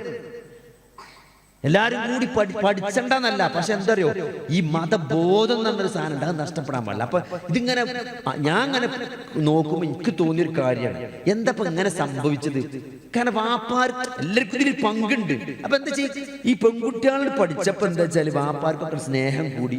ഓല് പറഞ്ഞ മോളല്ലേ, ടൂറല്ലേ, ജീൻസ് അല്ലേ, അപ്പൊ അവിടെ അല്ലേ ഉള്ളൂ. പക്ഷെ എന്താ നിങ്ങള് എപ്പോ നമ്മൾ അള്ളാഹു റസൂലും വിരോധിച്ച കാര്യങ്ങളിലേക്ക് ചാഞ്ഞു പോയോ, നമ്മളെ അവസ്ഥ പിന്നെ മോശം. ഇപ്പൊ ഒരു സുഹൃത്ത് ചോദിച്ചു, ഈ പാട്ട് കേൾക്കുന്നതിന് എന്താ കുഴപ്പം? പാട്ട് ഒന്ന് ഹറാമാണ്. എന്തുകൊണ്ടാണ് അത് ഹറാമായത് നിങ്ങൾക്ക്? അത് സൂറത്തു ലുക്മാനിൽ കൃത്യമായിട്ട് പഠിച്ചോൻ പറയുന്നത് എന്താണ്, ലഹുവൽ ഹദീസിന്റെ കൂട്ടത്തിലാണ് പാട്ട് വരുന്നത്. കാരണം എന്താ വെച്ചാൽ നിങ്ങൾ പാട്ട് കേൾക്കണേ, ഈ യൂട്യൂബിലും ഫോണിലും എല്ലായിടത്തും പാട്ട് ആസ്വദിക്കുന്ന ആൾക്കാരെ നോക്കിയാൽ മതി, ഓർക്ക് ഖുർആൻ ആസ്വദിക്കാൻ കഴിയില്ല. ഒരു പാട്ട് കേൾക്കണോ, എത്ര ഖുർആൻ കേൾക്കണേ ചോദിച്ചോളി, ഒരായത്ത് പോലും ഓതാൻ ഒരു കയ്യൂല, ക്ഷമ കിട്ടൂല. കാരണം എന്താപ്പോ നിങ്ങൾ ആദിന് സംഭവിച്ചത് എന്താണെന്ന് ഓനോട് ചോദിച്ചിട്ടെത്താ, ഓനത്തെ ആദ്യം അങ്ങനെ ഓതിയാലും നമുക്ക് ഒരു ഖുശൂഖ് വരൂല, ഒരു പേടി വരൂല. ആർക്കാണ് ഖുർആന് ഹിദായത്ത് നൽകുക? ഹിദായത്ത് നൽകുക അള്ളാഹി റസൂലിനെയും അനുസരിക്കാൻ തയ്യാറുള്ളവനാണ്, സന്മാർഗം അന്വേഷിക്കുന്നവനാണ് ഖുർആൻ ഗൈഡൻസ് നൽകുള്ളൂ. അല്ലാതെ ആഖിറത്തുണ്ട് എന്ന് ബോധ്യമുള്ളവനാണ്, യൂഖിനൂൻ ആഖിറത്തിൽ ദൃഢമായി വിശ്വസിക്കണവനെ ഖുർആൻ ഗൈഡൻസ് കിട്ടുള്ളൂ. അല്ലാത്തവർക്ക് എന്തായാലും കുറെ കൊതുകിനെ പറ്റി, എത്തപ്പോ കൊതുക്, എത്തപ്പോ എട്ടുകാലിനാ ചോദിക്കാം. അതിൽ ഗൈഡൻസ് ആണെങ്കിൽ അള്ളാഹുവിൽ ശക്തമായ വിശ്വാസമാണ്, പരലോകത്തിൽ യഖീന് വേണം. ഈ മരണത്തിന് ശേഷം ഒരു ജീവിതമുണ്ട് എന്ന് ബോധ്യപ്പെട്ടവന്, ജീവിതത്തിന്റെ ലക്ഷ്യം ഇത് ഈ ദുനിയാവിൽ അവസാനിക്കൂല എന്ന് കൃത്യമായിട്ട് മനസ്സിലാക്കിയവനാണ് ഖുർആനിൽ ഗൈഡൻസ് കിട്ടുള്ളൂ. പക്ഷെ എന്താ നിങ്ങൾ അത് മനസ്സിലാക്കിയ നമ്മൾ പക്ഷെ എന്ത് ചെയ്യാണ്, ഖുർആൻ വേണ്ട പോലെ പരിഗണിക്കണില്ല. അവിടെയാണ് നമ്മളെ പ്രശ്നം. ഇതൊക്കെ നമുക്കറിയാം, പക്ഷെ നമ്മൾ ഖുർആൻ അവഗണിച്ചു സഹോദരങ്ങളെ. ഇതൊക്കെ ഖുർആൻ എത്ര അറിയാം. നാളെ പരലോകത്ത് ചെന്നാരുടെ അവസ്ഥ എന്താ നിങ്ങള്, ആകെ സ്വർഗത്തിൽ ഒരേ ഒരു നിരാശയുള്ളൂ. സ്വർഗവാസിക്കുള്ള ഏക നിരാശ എന്താ നിങ്ങള്, കുറച്ചും കൂടി ഖുർആൻ പഠിക്കായിരുന്നു എന്നാണ്, കുറച്ചും കൂടി നന്നാകായിരുന്നു എന്നാണ് തോന്നുന്നത്. അത് ഖുർആൻ പഠിച്ച, ഖുർആൻ എത്ര അറിയോ അതിനനുസരിച്ചാണ് സ്വർഗത്തിൽ ദറജ ഉയരുക. അപ്പൊ ആകെയുള്ള സങ്കടം എന്തായിരിക്കും, കുറച്ചും കൂടി നന്നായിട്ട് ഖുർആൻ പഠിക്കാമായിരുന്നു എന്നൊരു സങ്കടം നാളെ സ്വർഗത്തിൽ ബാക്കിയാവുന്നതാണ്. അതുകൊണ്ട് നിങ്ങളെ ഖുർആന്റെ പവറാണത്, ഖുർആന്റെ പവറാണ്. 23 വർഷം കൊണ്ട് ആ ലോകത്തിന്റെ മാപ്പ് തന്നെ മാറ്റി അല്ലാഹു സുബ്ഹാനഹു വ തആല. പേർഷ്യൻ റോമൻ സാമ്രാജ്യങ്ങൾ ഭൂമുഖത്ത് നിന്ന് അപ്രത്യക്ഷമായി. എത്ര 800-700 കൊല്ലത്തെ പാരമ്പര്യമുള്ള ലോകത്തെ ഏറ്റവും വലിയ സൈനിക ശക്തികളായ ഏറ്റവും വലിയ രാജാക്കന്മാർ, പ്രതാപികളായ രാജാക്കന്മാരുണ്ടായിരുന്ന, ലക്ഷക്കണക്കിന് ചതുരശ്ര കിലോമീറ്റർ അടക്കി വാണിരുന്ന 2 വലിയ സാമ്രാജ്യങ്ങൾ വെറും 130 വർഷത്തെ ഒരു സമൂഹം, സ്വന്തമായിട്ട് സൈന്യമൊന്നും ഇല്ലാത്തൊരു സമൂഹം വന്നിട്ട് അവരെ കീഴടക്കാണ്. അത് കീഴടക്കിയത് ഖുർആനാണ്. ആ ജനങ്ങളുടെ മനസ്സിനെ സ്വാധീനിച്ചത് അവര് മാറുകയാണ്. ഖുർആന്റെ ആയത്തുകൾ അത് കേൾക്കുമ്പോൾ അവർ മാറുകയാണ്, അതിനനുസരിച്ച് അവർ ജീവിതത്തെ മാറ്റുകയാണ്. അതിനൊന്നും തടസ്സമല്ല. ഈ ദുനിയാവിലെ ഒരൊന്നും അവർക്ക് എന്ത് തടസ്സമല്ല. അള്ളാഹുവിന്റെ റസൂൽ എന്ത് കൽപ്പിച്ചോ അത് അവർ അനുസരിക്കാൻ തയ്യാറാണ്. അതിന്റെ മുകളിലേക്ക് മറ്റൊന്നിനെ അവർ കാണുന്നില്ല. നിങ്ങൾ ആലോചിച്ച് നോക്കി, ആ ഒരു നിലപാടിലേക്ക് എത്താൻ സഹോദരങ്ങളെ, ഇതിന്റെ ആളുകളാണെന്ന് പറഞ്ഞിട്ട് നമുക്ക് എന്തുകൊണ്ടാണ് പറ്റാത്തത്? അള്ളാഹുവിന്റെ റസൂലിന്റെ ഹദീസ് കാണാം, ദുനിയാവിന്റെ ഒരു കാര്യത്തിന് നിങ്ങൾ എന്ത് ചെയ്യും, ഈ ദുനിയാവിന്റെ ഒരു കാര്യത്തിന് നിങ്ങൾ എന്ത് ചെയ്യണം, എന്നെന്നും ദുനിയാവിൽ ജീവിച്ചിരിക്കുന്നവനെ പോലെ നിങ്ങൾ പെരുമാറണം എന്നാണ്. പരലോകത്തിന്റെ കാര്യമാണെങ്കിലോ, നിങ്ങൾ വൈകുന്നേരം മരിക്കും. ഇപ്പൊ രാവിലെ എണീറ്റാല് വൈകുന്നേരം ആകുമ്പോഴത്തേക്ക് നമ്മൾ മരിക്കും എന്ന് വിചാരിച്ചിട്ട് വേണം പരലോകത്തിന്റെ ഒരു കാര്യം നമ്മൾ ചെയ്യാൻ. അതാണ് ഹദീസ്. പക്ഷെ ആൾക്കാരെന്താ മനസ്സിലാക്കിയ, നിങ്ങള് ദുനിയാവിന്റെ കാര്യമാണെങ്കിൽ ദുനിയാവിൽ എന്നൊന്നും ജീവിക്കുന്നവനെ പോലെയാകണം എന്ന് പറഞ്ഞാല് ഒരു പെരണ്ടാക്കുമ്പോൾ നല്ലൊരു പെരണ്ടാക്കണം, കാലാകാലം ഇവിടെ ജീവിക്കും എന്നുള്ള ഒരു പെരണ്ടാക്കണം എന്നാണ് അതിന്റെ അർത്ഥം എന്നാണ് ആൾക്കാർ വിചാരിച്ച്. അങ്ങനെ അല്ല സഹോദരങ്ങളെ. ഒരു പെരണ്ടാക്കണം എന്ന് പെണ്ണുങ്ങൾ പറയാണ്, ഇളച്ചൻ പെരണ്ടാക്കി, മൂത്തച്ഛൻ പെരണ്ടാക്കി, ഓന്റെ പെരയിൽ സ്വിമ്മിംഗ് പൂൾ ഉണ്ടല്ലോ, നമ്മളെ പെരയെ നമുക്കൊരു പുതിയ പെര വേണ്ടേ എന്ന് ചോദിക്കുമ്പോൾ അതുണ്ടല്ലോ, നമുക്ക് അവിടെ സ്ഥലല്ലേ, ഇവിടെ സ്ഥലല്ലേ, അത് വിറ്റിട്ട് എപ്പോൾ വേണമെങ്കിലും കേറ്റാലോ, ഒരു ഫ്ലാറ്റ് എടുക്കാലോ. ധൃതി എന്തിനാ കൂട്ടുന്നത്? അതാണ് ദുനിയാവിന്റെ കാര്യത്തിൽ പരമാവധി ചവിട്ടി പിടിച്ചണം. ഒരു വണ്ടി വാങ്ങാൻ പൈസ ഉണ്ടല്ലോ, നാളാകാം കുറച്ചുകൂടി പുതിയ മോഡൽ വണ്ടി ഇറങ്ങാണ്ട്. ഇപ്പൊ ഞാൻ എൻ്റെ കുട്ടികൾ ഇലക്ട്രോണിക് സാധനമൊക്കെ ചോദിച്ചാൽ, ഇലക്ട്രോണിക് സാധനത്തിന്റെ പ്രശ്നം എന്താ അറിയോ, അത് പെട്ടെന്നൊരു പൂജ്യം വരിക ചെയ്യാം. ഫോണ്, വാച്ച്, അത് ഞാൻ പറയും ഒരു 2 ദിവസം നമ്മൾ നോക്കാറ്, വാങ്ങി തരില്ല എന്ന് പറയാം, 2 ദിവസം നമ്മൾ നോക്കാറില്ല. എന്നിട്ട് വാങ്ങാൻ തീരുമാനിച്ച പിന്നെ ഒരു 3 ദിവസം പറയും, 3-ാമത്തെ ദിവസം വാങ്ങുമെന്ന് പറയും, 2-ാമത്തെ ഇഞ്ഞ് വേണ്ട അറിയും, ഒത്തുണ്ടല്ലേ ആ ഇഞ്ഞ് വേണ്ട പറയും, അത്രേ ഉള്ളൂ. മനുഷ്യന്റെ മനസ്സങ്ങനെ. ഇപ്പൊ ഒരു വാച്ച്, ഓന്റെ അപ്പുറത്തെ ക്ലാസ്സിൽ ഓന്റെ കൂട്ടുകാരൻ വാപ്പ പുതിയൊരു വാച്ച് കെട്ടി വന്നിട്ടുണ്ടാവും. അപ്പൊ ആ ഒരു റെങ്കിൽ വന്ന് പറയണേ, ആ 2 ദിവസം കഴിഞ്ഞാൽ ഉണ്ടാവും, മറ്റോ കെട്ടിയിട്ടുണ്ടാവില്ല, ഇനി വേണ്ട ഇനി വേണ്ട, ഇനി വേറെ എന്തെങ്കിലും. അതാണ് ദുന്യാവ് എന്ന് പറഞ്ഞാൽ. അപ്പൊ അതുകൊണ്ട് സഹോദരൻ, ദുന്യാവിന്റെ കാര്യം വരുമ്പോ എന്താ അറിയില്ല, ചവിട്ടി പിടിച്ച് ഇങ്ങനെ നിൽക്കുക. അതാണ് ദുനിയാവിൽ എന്നെന്നും ജീവിക്കുന്നവരെ പോലെയാകണം എന്ന് പറഞ്ഞാൽ അതിന്റെ അർത്ഥത്താണ് ചവിട്ടി പിടിച്ച് ഇങ്ങനെ നിൽക്കുക. വാങ്ങാലോ, സമയമുണ്ടല്ലോ. ആഖിറത്തിന്റെ കാര്യം വരുമ്പം വൈകുന്നേരം മരിച്ചണ പോലെ അവനാണ്. അതെന്താ, ഒരു പള്ളിന്റെ സംഭാവനക്ക് വരികയാണ്, പേടുത്തൊടുക്കുക. അവിടെ ഈ മാസത്തെ കൊടുത്തു കഴിഞ്ഞു, ഇനി അടുത്ത കൊല്ലത്തേക്കുള്ളതാണ്. ഈ പള്ളി എവിടെയാണ്? അത് ശരി, വേങ്ങരയാണ്. വേങ്ങര ഇപ്പോൾ അവിടെ തന്നെ അവിടെ ഒരു പള്ളിയുണ്ട്, ഇവിടെ ഒരു പള്ളിയുണ്ട്, അവിടെ ഒരു പള്ളി. ഇപ്പം എൻ്റെ പള്ളി എവിടെ? അവർ മദ്രസയാണ്. എന്ത് മദ്രസ? ലാസ്റ്റ് പോലെ മദ്രസയാണ്. ഇപ്പം ഇവിടെ മദ്രസ ഉണ്ടാക്കണം. കുറേ എൻക്വയറി, എന്നിട്ട് ആ മദ്രസയിൽ എന്താ പഠിപ്പിച്ചത് ഒക്കെ ചോദിച്ചിട്ട് അവസാനം 10 റുപ്യ ചോദ്യം കേട്ടതൊന്നും ഈ ബിൽഡിങ്ങിനെ സ്പോൺസർ ചെയ്യുന്നു. ഞാൻ ഒരു മദ്രസന്റെ പിരിവിന് പോയി, ഞാൻ തന്നെ അത്ഭുതപ്പെട്ടു. എന്നോട് പറഞ്ഞു, ഞാൻ ആദ്യമായിട്ട് എനിക്ക് പിരിച്ചത് ഇഷ്ടമല്ല, പക്ഷെ എന്നെ ഒരാൾ നിങ്ങൾ വന്നാൽ പൈസ തോനെ കിട്ടുന്നുണ്ട് എന്നെ കൊണ്ടുപോയത്. വലിയൊരു ഇനോവയൊക്കെ എടുത്തോണ്ട് പിന്നെ അന്ന് പറഞ്ഞാൽ ഈ 2000 കാലഘട്ടം, അന്ന് വലിയ വണ്ടി ഇനോവ തന്നെയാണ് അന്നുണ്ട്. അപ്പം ഞാൻ എന്തെന്ന് ചോദിച്ചു, പറഞ്ഞു വേറെ ആളെ ഇനോവ കടടുത്തുകൊണ്ട് വന്നാൽ അത് വലിയ വണ്ടി പോയാൽ തോനെ കിട്ടുള്ളൂ. അപ്പൊ ഇതൊന്നും അറിയില്ല, എന്നെ ആദ്യമായിട്ട് പിരിവിന് കൊണ്ടുപോവുകയാണ്. വലിയ വണ്ടിയിൽ വന്നാലാണ് തോനെ കിട്ടുക എന്ന് പറഞ്ഞിട്ട് ഇനോവ കടം വാങ്ങിക്കാണ്ട് പിരിവിന് പോവുകയാണ്, മദ്രസ ഉണ്ടാക്കാനാണ്.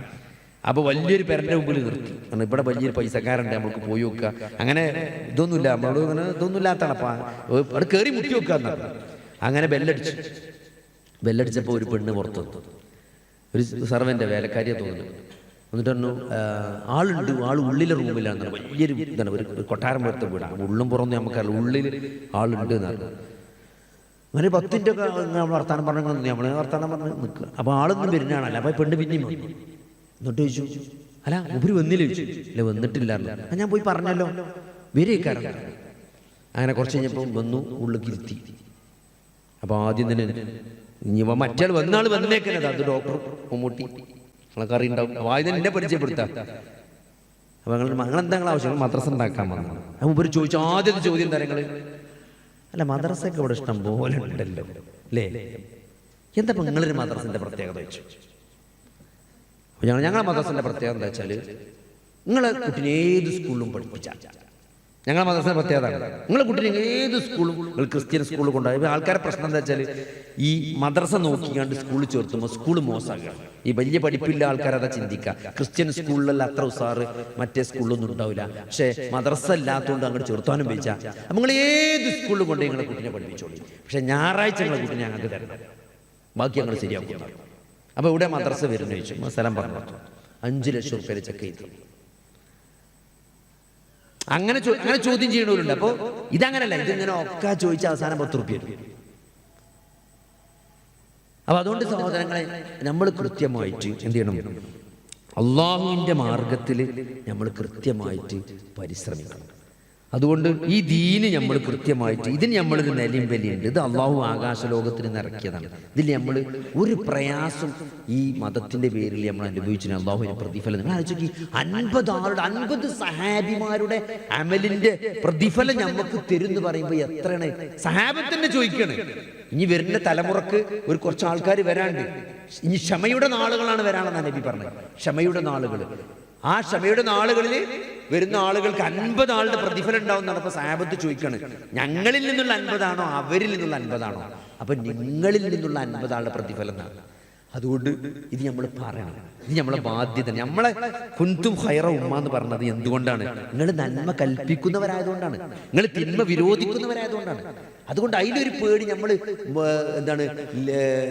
എന്താണ് കാട്ടറബിയോ അല്ലെങ്കിൽ 6-ാം നൂറ്റാണ്ടിൽ ഏതോ അപരിഷ്കൃത ജന്തുവോ എന്ന് നമ്മളെ കളിയാക്കിയാലും സഹോദരങ്ങളെ, നമ്മൾ അനുസരിക്കുന്നത് പടച്ചോന്റെ നിയമത്തെയാണ്, തോന്നിവാസത്തല്ല. ഓരോരുത്തരും തോന്നിയനല്ല നമ്മൾ അനുസരിക്കുന്നത്. അള്ളി റസൂൽ എന്താണോ പഠിപ്പിച്ചത് അതാണ് നമ്മൾ അനുസരിക്കുന്നത്. അതുകൊണ്ട് നമ്മൾ അള്ളാഹുവിന്റെ മാർഗത്തിൽ മുറുകെ പിടിക്കണം. ഈ ഖുർആൻ, അതാണ് അള്ളാഹു ആകാശലോകത്ത് നമുക്ക് ഇട്ട് തന്നത്. അത് നമ്മൾ കൃത്യമായിട്ട് പഠിക്കണം, മനസ്സിലാക്കണം. അത് വെറും ഓതി വിടാനുള്ളതല്ല. എത്രയോ തവണ നമ്മൾ ഖുർആൻ ഓതിയിട്ടുണ്ട്. പക്ഷെ ആ ആയത്ത് നമ്മുടെ ഹൃദയത്തിൽ സ്വാധീനിക്കണമെങ്കിൽ അതെന്താണ് നമ്മൾ മനസ്സിലാക്കണം അല്ലേ? കഴിഞ്ഞ ഞങ്ങളുടെ നാട്ടിൽ പണ്ടൊരു അറബി കല്യാണത്തിനെത്തി. അറബി. അപ്പൊ പണ്ടത്തെ കാലത്ത് നമുക്കറിയാം, ഇപ്പൊ അങ്ങനെയല്ല, ഇപ്പൊ കുറവാണ്. പണ്ട് തന്നെ അറബി ഒരാൾ ഗൾഫിക്ക് പോയാൽ അറബി എന്ത് ചെയ്യും, ഓന്റെ പെങ്ങളെ കെട്ടിച്ചാൽ സ്വർണ്ണമൊക്കെ നല്ല സ്നേഹമുള്ള അറബിയാണെങ്കിൽ എന്ത് ചെയ്യും, നമ്മളെ പെരിയിൽ കല്യാണം ഉണ്ടെങ്കിൽ സ്വർണ്ണം തരും. അപ്പൊ നമുക്ക് 5-6 പെൺകുട്ടികൾ പെങ്ങന്മാർ കെട്ടിച്ചാണ്ട് പറഞ്ഞാൽ എന്ത് ചെയ്യും, സ്വർണം തരും കല്യാണത്തിന്. പിന്നെ എന്ത് ചെയ്യും, നല്ല വീട് വെക്കാൻ പൈസ തരും. പിന്നെ അങ്ങനെ ആഴ്ചക്ക് ഒരാൾ 6 പെങ്ങന്മാരെ കെട്ടിച്ചാൻ അറബി സ്വർണം കൊടുത്തു. നല്ല അറബിയാണ്, അയാൾക്ക് വീട് വെക്കാൻ. ഇവിടെ അയാൾ പിന്നെ മകനെ പറഞ്ഞയച്ചു. അങ്ങനെ ആ മകന്റെ കല്യാണത്തിന് അറബി വരികയാണ്. ആലോചിക്കുക, മകന്റെ കല്യാണത്തിന് ആരാണ് അറബി? ഇവന്റെ 6 പെങ്ങന്മാരെ കെട്ടിച്ചാൻ പണ്ടം കൊടുത്ത അറബിയാണ് വരുന്നത്. ഇവന് വീടുണ്ടാക്കാൻ പൈസ കൊടുത്ത അറബിയാണ് അവന്റെ പെരീക്കോന്റെ മകന്റെ കല്യാണത്തിന് വരുന്നത്. അങ്ങനെ അറബിയും ഇയാളിങ്ങനെ ഇരുന്ന് സോഫയിൽ ഇരുന്ന് ഇങ്ങനെ കുസുകുസു പറയുമ്പം മൂപ്പരമ്മ വന്നിട്ട് ചോദിക്കണേ, പോയതിന് ശേഷം എന്താണ് അറബി എന്നോട് പറഞ്ഞത്?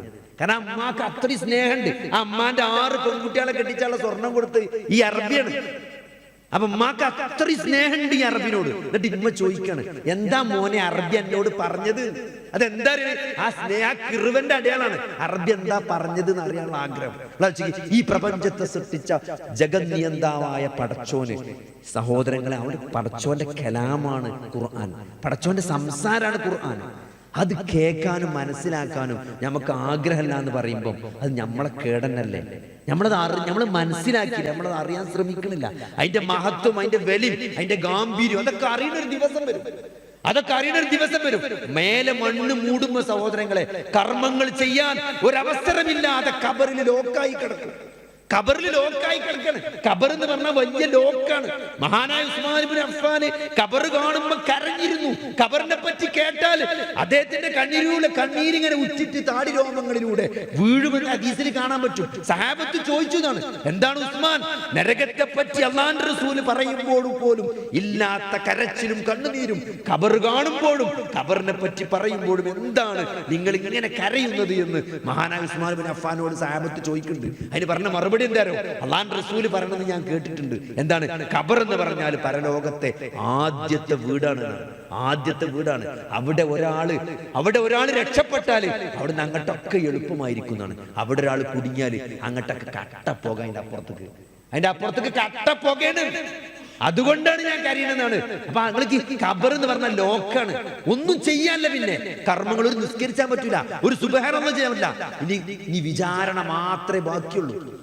ആലോചിക്കി, ആ വിചാരണയെ കാത്ത് നമ്മളിങ്ങനെ കിടക്കുന്ന ഒരു അവസ്ഥ ആലോചിക്കി. നമ്മക്കറിയാം നമ്മൾ എന്തൊക്കെയാ ചെയ്തു കൂട്ടിക്കണേ, നമ്മൾ എത്രത്തോളം നിസ്കാരത്തില് നമ്മൾ താല്പര്യം കാണിച്ചിട്ട്, നമ്മൾ എത്ര പലിശ വാങ്ങി, എത്ര പറ്റിച്ചിക്കണ്, എല്ലാം നമുക്ക് ഓർമ്മ ഉണ്ടാവും. അതുകൊണ്ട് നമ്മളെ അവസ്ഥ നമുക്ക് തന്നെ മനസ്സിലാവും. ഒരു സുബ്ഹാനല്ലാഹ് ചെല്ലാനോ ഒരു സുന്നത്ത് നിസ്കരിക്കാനോ ഒന്നിനും പറ്റാതെ ആ ഖബറിൽ ഇങ്ങനെ ലോക്കായി കിടക്കുന്ന ഒരു അവസ്ഥ അപ്പൊ നമുക്ക് ബോധ്യപ്പെടും. പക്ഷെ കാര്യമില്ല സഹോദരങ്ങളെ, അപ്പൊ ബോധ്യപ്പെട്ടൊരു കാര്യമില്ല. ഒരു ഖബറിന്റെ വക്കിലൂടെ നബി ഇങ്ങനെ സഹാബത്തിനായിട്ട് കടന്നു പോവുകയാണ്. അപ്പൊ ആ ഖബർക്ക് നോക്കിയിട്ട് അല്ലാഹുവിന്റെ റസൂൽ പറയാണ്, ഈ ഖബറിൽ കിടക്കുന്ന മനുഷ്യൻ ഇപ്പൊ എന്താണ് ചിന്തിക്കുന്നത് നിങ്ങൾക്ക് അറിയോ, എന്താണ് ഇയാൾ ആലോചിക്കുന്നത് നിങ്ങൾക്ക് അറിയോ? എന്നിട്ട് സഹാബത്തിന് പറഞ്ഞു കൊടുക്കാണ്, എന്താണ് നിങ്ങൾക്ക് ബാക്കിയുള്ള നിങ്ങളുടെ ആയുസ് ഉണ്ടല്ലോ, നിങ്ങൾക്ക് ബാക്കിയുള്ള ആയുസ് ഉണ്ടല്ലോ, അതിൽ നിങ്ങൾക്ക് ഏറ്റവും വിലപ്പെട്ടത് 2 റക്അത്ത് സുന്നത്ത് നിസ്കരിക്കാനുള്ള നേരാണ്. ആ സുന്നത്ത് നിസ്കാരമാണ് ഏറ്റവും വിലപ്പെട്ടത് എന്നാണ് ഈ ഖബറാളി ഇപ്പൊ ആലോചിക്കുന്നത്. അത് ആർക്കാ പറഞ്ഞെടുക്കണത്? ഈ ബാക്കി ആയുസുള്ള മനുഷ്യന്മാർക്കാ പറഞ്ഞെടുക്കണത്. കാരണം അയാൾക്ക് ഖബറാളിക്ക് ഇനി ആയുസില്ല, ഇനി നിസ്കരിക്കാൻ പറ്റൂല.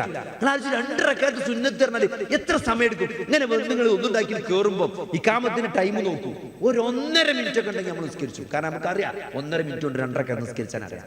ആ 2 റക്അത്ത് സുന്നത്ത് നിസ്കാരമാണ് ഒരാൾക്ക് ബാക്കിയുള്ള ആയുസ്സിൽ ഏറ്റവും വിലപ്പെട്ടത് എന്ന് അയാൾ തിരിച്ചറിഞ്ഞ് കിടക്കാണ്, ഖബറിൽ കിടക്കാണ്. ആ തിരിച്ചറിവ് നബി സഹാബത്തിന് പറഞ്ഞു കൊടുക്കാണ്. ആ സഹാബികൾ താബീകൾക്ക് പറഞ്ഞെടുത്തു. അത് നമുക്ക് പറഞ്ഞു എന്തിന് നമ്മക്കാണ് ഈ ചാൻസ് ഉള്ളത്. അതുകൊണ്ട് സഹോദരങ്ങളെ, ഇതൊക്കെ ലോക്കാണ്, ഒരു അവസ്ഥ വരും. അതിന്റെ മുമ്പ് മാറണം, നിലപാട് മാറ്റണം. അള്ളാഹുവിനോടും റസൂലിനോടുമുള്ള നിലപാട്, അത് സഹാബത്ത് എന്തൊരു നിലപാടാണ് ജീവിതത്തിൽ കൈക്കൊണ്ടത്, ആ താബീകൾ എന്തൊരു നിലപാടാണ് ജീവിതത്തിൽ കൈക്കൊണ്ടത്, അങ്ങനെ ഒരു നിലപാടിലേക്ക്, അള്ളാഹുവിനും റസൂലിനും ഇമ്പോർട്ടൻസ് കൊടുക്കുന്ന ഒരു നിലപാടിലേക്ക്, 5 നേരത്തെ നമസ്കാരത്തിൽ അത്രയും പ്രാധാന്യം നൽകുന്ന ഒരു നിലപാടിലേക്ക് നമുക്ക് വരാൻ പറ്റുമെന്നുള്ളതാണ്. പിന്നെയുള്ള എന്താണ് സഹോദരങ്ങളെ, നന്നായിട്ട് നമ്മൾ ദിക്ർ ദുആകൾ വർദ്ധിപ്പിക്കുക എന്നുള്ളത്. അള്ളാഹുവിനെ ഓർക്കാനുള്ള ഒരു മാർഗം ഒന്ന് ഖുർആനാണ്, 2 ദിക്റുകളും ദുആകളുമാണ്. നിങ്ങൾ ആഴ്ചക്ക് വെറുതെ നിൽക്കുമ്പോൾ ദിക്ർ ചെല്ല. അല്ലേ? നമ്മൾ മരിക്കുമ്പോൾ ലാ ഇലാഹ ഇല്ലല്ലാഹ് ചെല്ലണം എന്ന് നമ്മൾ പറയും. പക്ഷെ അങ്ങനെ ചെല്ലാൻ കിട്ടുന്ന ഒരു സാധനമല്ലത്. എത്രയോ ഫ്രണ്ട്സ് അല്ലേ, എൻ്റെ ഒരു സുഹൃത്ത് വളരെ ചെറുപ്പത്തിൽ ക്യാൻസർ ആയിട്ട് മരിച്ചുപോയി. അപ്പൊ അദ്ദേഹത്തെ ശുശ്രൂഷിച്ച ഒരു സുഹൃത്തുണ്ട്. അദ്ദേഹം പറയാണ് കുറെ കെലിമ ചൊല്ലിക്കൊടുത്തു, പക്ഷെ പറയാൻ കിട്ടില്ല. ഞാൻ മൂപ്പരനെ അത്ഭുതപ്പെട്ടു. അപ്പൊ അങ്ങനെ പറയാൻ, അത് നമ്മൾ വിചാരിച്ച നമ്മളിങ്ങനെ കിടക്കണ നേരത്ത് നിങ്ങൾ മരണാശയിൽ കിടക്കുമ്പോൾ, അസുഖം ക്യാൻസറിന്റെ ലാസ്റ്റ് സ്റ്റേജിൽ കിടന്നിട്ട് പ്രയാസപ്പെടുമ്പോൾ നമ്മുടെ സഹോദരനോ വാപ്പയോ അമ്മയോ മക്കളോ കെലിമ ചൊല്ലിത്തരുമ്പോ അത് ചെല്ലാൻ പറ്റിക്കോണമെന്നില്ല.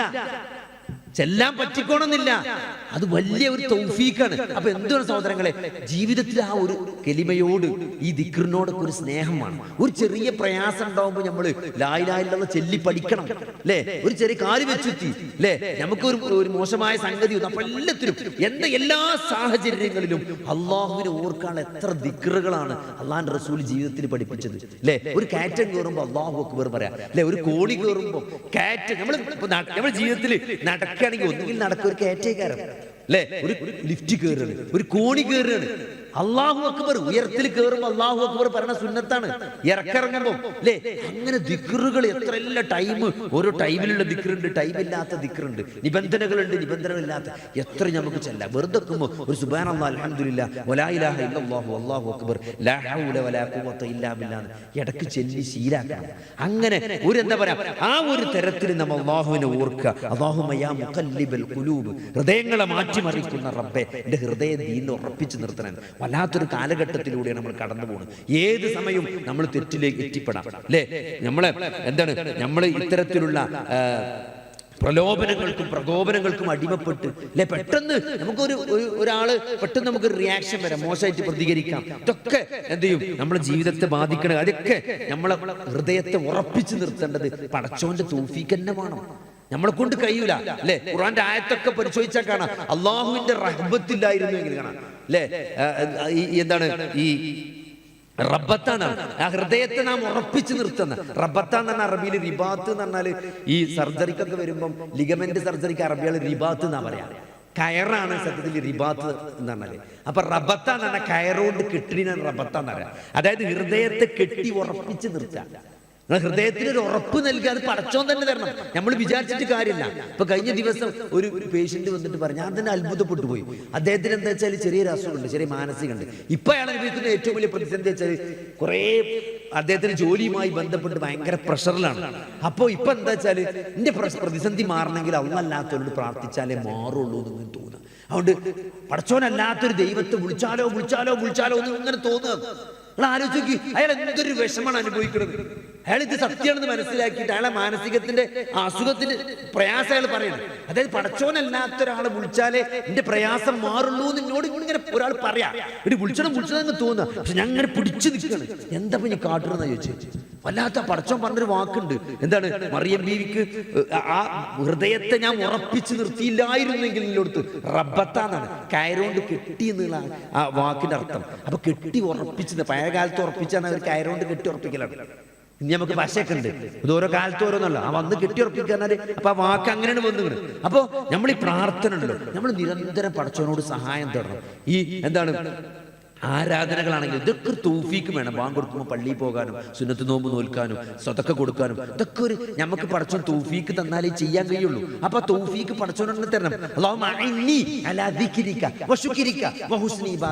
അല്ലാഹുവേ, നിന്നെ ഓർക്കാനും നിനക്ക് നന്നായി ഇബാദത്ത് ചെയ്യാനും നീ എനിക്ക് തൗഫീക്ക് തരണേ, നീ എന്നെ സഹായിക്കണേ എന്ന് നമ്മൾ പറയുമ്പോൾ സഹോദരങ്ങളെ, പടച്ചോനെ ഉത്തരം ചെയ്താലേ നമുക്കെല്ലാം തൗഫീക്ക് കിട്ടുള്ളൂ. അതുകൊണ്ട് ഈ പ്രകാരത്തിലുള്ള പ്രാർത്ഥനകൾ നമ്മൾ നല്ലോണം വർദ്ധിപ്പിക്കണം. അല്ലാഹുമ്മ യാ മുഖല്ലിബൽ ഖുലൂബ് സബ്ബിത് ഖൽബി അലാ ദീനിക അല്ലാഹുമ്മ അഇന്നി അലാ ദിക്രിക വശുക്രിക വഹുസ്നി ഇബാദതിക എന്നുള്ളത്. പിന്നെ അതേപോലെ തന്നെ സബറാണ് ഇന്നത്തെ കാലത്ത് ഏറ്റവും കൂടുതൽ വേണ്ടത്. ഇന്ന് ഏറ്റവും വലിയ പ്രശ്നം എന്താ വെച്ചാൽ ബന്ധങ്ങളിലൊക്കെ വിള്ളനാണ്. എന്താ വെച്ചാൽ ആൾക്കാർ പെട്ടെന്ന് റിയാക്ട് ചെയ്യും. അത് മക്കളും പിതാക്കളും മാതാപിതാക്കളും മക്കൾ തമ്മിലാണെങ്കിലും ഭാര്യ ഭർത്താക്കന്മാർ തമ്മിലാണെങ്കിലും ഒന്ന് പറഞ്ഞാൽ രണ്ടെണ്ണം ഇങ്ങോട്ട് പറയും, രണ്ടെണ്ണം ഇങ്ങോട്ട് പറഞ്ഞാൽ നാലെണ്ണം അങ്ങോട്ട് പറയും.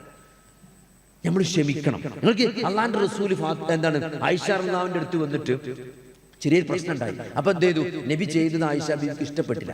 അത് സ്ത്രീ സഹജമായ ഒരു ഇഷ്ടക്കേടാണ്. പാത്രം എറിഞ്ഞാൽ പൊട്ടിച്ചിട്ട് തട്ടി, അപ്പൊ പാത്രം പൊട്ടി കഷ്ടങ്ങളായി. നിങ്ങൾ ആലോചിച്ച് നമ്മളൊക്കെയാണ് ഒരു കൊണ്ടുവന്ന പാത്രം പെണ്ണുങ്ങൾ തട്ടി പൊട്ടിച്ചു പറഞ്ഞാല് അവിടെ എന്തൊക്കെ നടന്നിട്ടുണ്ടാവും. ഒന്നുമില്ല, നബി മുണ്ടിയിലാണ്. മുണ്ടാതെ ആ പൊട്ടി ഓരോ കഷ്ണം എടുത്ത് അവിടുന്ന് കൊണ്ടുപോയിന്നാണ്. ആയിഷ ബീവിക്ക് കരച്ചിൽ വന്നു, സങ്കടമായി. ഒരു പ്രവാചകൻ പഠിപ്പിച്ചിരുന്നു. അപ്പൊ അതുകൊണ്ട് എന്താ പറയുക, നിങ്ങൾ ഏറ്റവും നന്നായി നമ്മുടെ കസ്റ്റമർ നമ്മളെ കടയിൽ വന്നിട്ട് അവിടെ അലങ്കോലം ഉണ്ടാക്കിയാൽ, മീൻസ് അയാൾ അവന് കുട്ടി മൂത്രയിച്ചു അല്ലേ, എന്താ പറയാ, ഒരു കസ്റ്റമർ നമ്മളെ ഷോപ്പിൽ വന്നിട്ട് കുട്ടി പാമ്പേഴ്സ് ഉണ്ടായിരുന്നില്ല, കുട്ടി മൂത്രയിച്ചു, നമ്മൾ ചൂടാവോ? നമ്മൾ വളരെ മാന്യമായിട്ട് കുഴപ്പമില്ല, ഒരു ക്ലീൻ ആക്കി, നിങ്ങൾ ക്ലീൻ ആക്കണ്ട, എനിക്ക് സ്റ്റാഫ് ഉണ്ട്, ഞാൻ ക്ലീൻ ആക്കി കൊണ്ടുവന്നോണ്ട് നമ്മൾ ഭയങ്കരമായിട്ട് എന്തോ ഭയങ്കര പുണ്യപ്രവൃത്തി ചെയ്യണമാതിരി നല്ല ഉഷാറായിട്ട് ക്ലീൻ ആക്കി കൊടുക്കും. ഓർക്ക് ഒരു വിഷമം നമ്മൾ ഉണ്ടാക്കൂല. നമ്മളെ പെരിയുമ്പുറത്ത് നമ്മളെ കുട്ടി മൂത്രയിച്ചാൽ ഇപ്പോൾ നമ്മൾ നോക്കട്ടെ, നമ്മളെ കുട്ടി മൂത്രയിച്ചാൽ അങ്ങനെയല്ല, കസ്റ്റമർ മൂത്രയിച്ച മാതിരിയല്ല. അപ്പൊ ശരിക്കും നമ്മളെ കുട്ടിക്കാണ് ഈ പ്രിവിലേജ് മൂത്രയിക്കാനുള്ളേ, അത് നമ്മൾ കൊടുക്കൂല. അതുകൊണ്ട് അതാണ് നബി സ്വല്ലല്ലാഹു അലൈഹി വസല്ലം പറഞ്ഞത്, നിങ്ങൾ ഏറ്റവും നന്നായി പെരുമാറേണ്ടത് ആരോടാണ്? നിങ്ങളുടെ കുടുംബത്തോടാണ്. ഞാൻ എൻ്റെ കുടുംബത്തോട് ഏറ്റവും നന്നായി പെരുമാറുന്നവരാണ്. നമ്മൾ നേരെ തിരിച്ചാ, പുറത്ത് നല്ല പെരുമാറ്റം, അത്ര ഉസാർ ഉള്ളിലുണ്ടാവില്ല. ഉള്ളിൽ നമ്മളെ ഒരു കല്ലിത്തുനെടുത്ത് ഒറിജിനൽ പോലേക്കാരം, മറ്റോടത്ത് നമ്മൾ ഒന്നുകൂടി നല്ല ഒരു മാർക്കറ്റിംഗ് ആളേക്കാരം. അപ്പൊ അത് നേരെ തിരിച്ചാണ് വേണ്ടതെന്ന് നബി പറഞ്ഞത്. ഏറ്റവും നന്നായി പെരുമാറേണ്ടത് കുടുംബത്തോടാണ്. അപ്പൊ ക്ഷമ നല്ലോണം. ക്ഷമ എന്ന് പറഞ്ഞാൽ നമ്മൾ എല്ലാത്തിനും ക്ഷമിക്കുക എന്നുള്ളതല്ല. ക്ഷമ എന്ന് പറഞ്ഞാൽ നമ്മൾ മനസ്സിലാക്കിക്കോളി, ക്ഷമ എന്ന് പറഞ്ഞാൽ 3 കാര്യങ്ങളാണ്. ഒന്ന്, അള്ളാഹുവിന്റെ കൽപ്പനകളിലുള്ള ഫീ ത്വാഅത്തില്ല, 5 നേരം നിസ്കരിക്കണമെന്ന്, ജമാഅത്തായി പള്ളിയിൽ പോയി നിസ്കരിക്കണമെന്ന് ആണുങ്ങളോടുള്ള കൽപ്പനയാണ്. അപ്പൊ അത് ചെയ്യാന്നുള്ളതാണ് ക്ഷമ. അഥവാ അത് ചെയ്യാനുള്ള തടസ്സങ്ങളൊക്കെ നമുക്ക് എന്ത് ചെയ്യണം, നമ്മൾ മാറ്റി നിർത്തണം. ആ നേരത്ത് പന്തളി ഉണ്ടെങ്കിൽ അത് TV ഓഫ് ആക്കണം. ആ നേരത്ത് നമുക്ക് വേറെ എന്തെങ്കിലും ഏർപ്പാട്, ആരെങ്കിലും കല്യാണോ പരിപാടി എന്തെങ്കിലും വെച്ചാൽ നമ്മൾ പറയണം, ആ നേരം നിസ്കാരത്തിന് നേരാണ്, ആ നേരത്ത് വരാൻ പറ്റൂല. അത് അങ്ങനെ തന്നെയാണ്. നമുക്കൊരു നിലപാടുണ്ട്. നമ്മൾ നിസ്കാരത്തിന്റെ നേരത്ത് അവിടെ നിക്കാഹ് വെച്ചാൽ നിസ്കാരം കഴിഞ്ഞിട്ട് നമ്മൾ പോകുള്ളൂ. അല്ലെങ്കിൽ ഒരാൾ ഇന്ന സമയത്ത് ഒരു മീറ്റിംഗ് വെച്ചു, അങ്ങനെ ഒരു മീറ്റിംഗ് വെക്കുകയാണ്, അപ്പോൾ എല്ലാവരും ഉള്ള മീറ്റിംഗ് ആണ്, എല്ലാവരും ബഹുമത മീറ്റിംഗ് ആണ്, നമ്മൾ മഗ്‌രിബിന്റെ നേരാണ്, അത്ര ഇമ്പോർട്ടൻ്റ് നമ്മൾ നിസ്കാരം കഴിഞ്ഞിട്ട് വരും. അത് നമ്മുടെ പേഴ്സണാലിറ്റിയാണ്. അപ്പൊ അതുകൊണ്ട് അതാണ് ക്ഷമിക്കുക എന്ന് പറഞ്ഞാൽ, ആ അള്ളാഹുവിനെ അനുസരിക്കുന്ന വിഷയത്തിൽ നമ്മൾ ക്ഷമിക്കണം. രണ്ടാമത് മഅസിയത്തില്ല, അള്ളാഹുവിനെ ധിക്കരിക്കുന്ന വിഷയത്തിൽ നമ്മൾ ക്ഷമിക്കുക എന്ന് പറഞ്ഞാൽ അത് നമ്മൾ പോകാൻ പാടില്ല അല്ലേ, അതിന് പോകാൻ പാടില്ല. ഒരു മദ്യം വിളമ്പുന്ന സദസ്സാണ്, ആ പരിപാടിക്ക് നമ്മൾ പോകില്ല. അത് പറയാ, മദ്യം ബാറിലാണ് മീറ്റിംഗ് വെച്ചത്, വരാൻ പറ്റൂല എന്ന് പറയാം. അത് വരാൻ പറഞ്ഞ നമ്മളെ നിലപാടാണ്. ഞാൻ വരണോ അത് അവിടുന്ന് മാറ്റണം, അത്ര നമുക്ക് അതിൽ നിലപാടുള്ളൂ. നമ്മൾ പോയിട്ടില്ലെങ്കിൽ എന്ത്, ഇവരൊക്കെ ആര് സഹോദരങ്ങളെ, ഇവര് നമ്മൾ തീവ്രവാദി എന്ന് പറഞ്ഞാൽ എന്ത് തേങ്ങ വരാനാണ്? അള്ളാന്റെ റസൂലിന്റെ അടുത്താണ് എന്ത്, അള്ളി റസൂല് പഠിപ്പിച്ചു കൊടുത്ത് അതിനെതിരെ നമ്മൾ എന്ത് ചെയ്യണം? അതിനെതിരെ ആരെങ്കിലും പറഞ്ഞാൽ പോയി പണിയൊക്കാൻ വരണം. ഇതൊക്കെ പടച്ചോൻ പറഞ്ഞാണ്, പോയി ചാത്തോളിയുടെ അതിന്റെ അർത്ഥം. പോയി ചാത്തോളി എന്ന് പറഞ്ഞാൽ എന്താ? നബിയെ താങ്കൾ പറയുക, മൂത്തു, നിങ്ങൾ മരിച്ചോളി. അതിന് ശരിക്കുള്ള വാക്ക് ചത്തോളി എന്നാണ് നമ്മുടെ നാട്ടിൽ പറയാം. നിങ്ങൾ ഈറടിച്ച് നിങ്ങൾ എന്താ വെച്ചാൽ കാട്ടിക്കോളി, നിങ്ങൾ പോയി ചത്തോളി, അത്രേ ഉള്ളൂ. നമുക്കൊരു നിലപാടുണ്ട്. അള്ളി റസൂൽ എന്താ പറഞ്ഞാൽ അതിന്റെ അപ്പുറത്തേക്ക് നമ്മളെ കിട്ടൂല. അത് നമുക്ക് പ്രഖ്യാപിക്കാൻ പറ്റണം.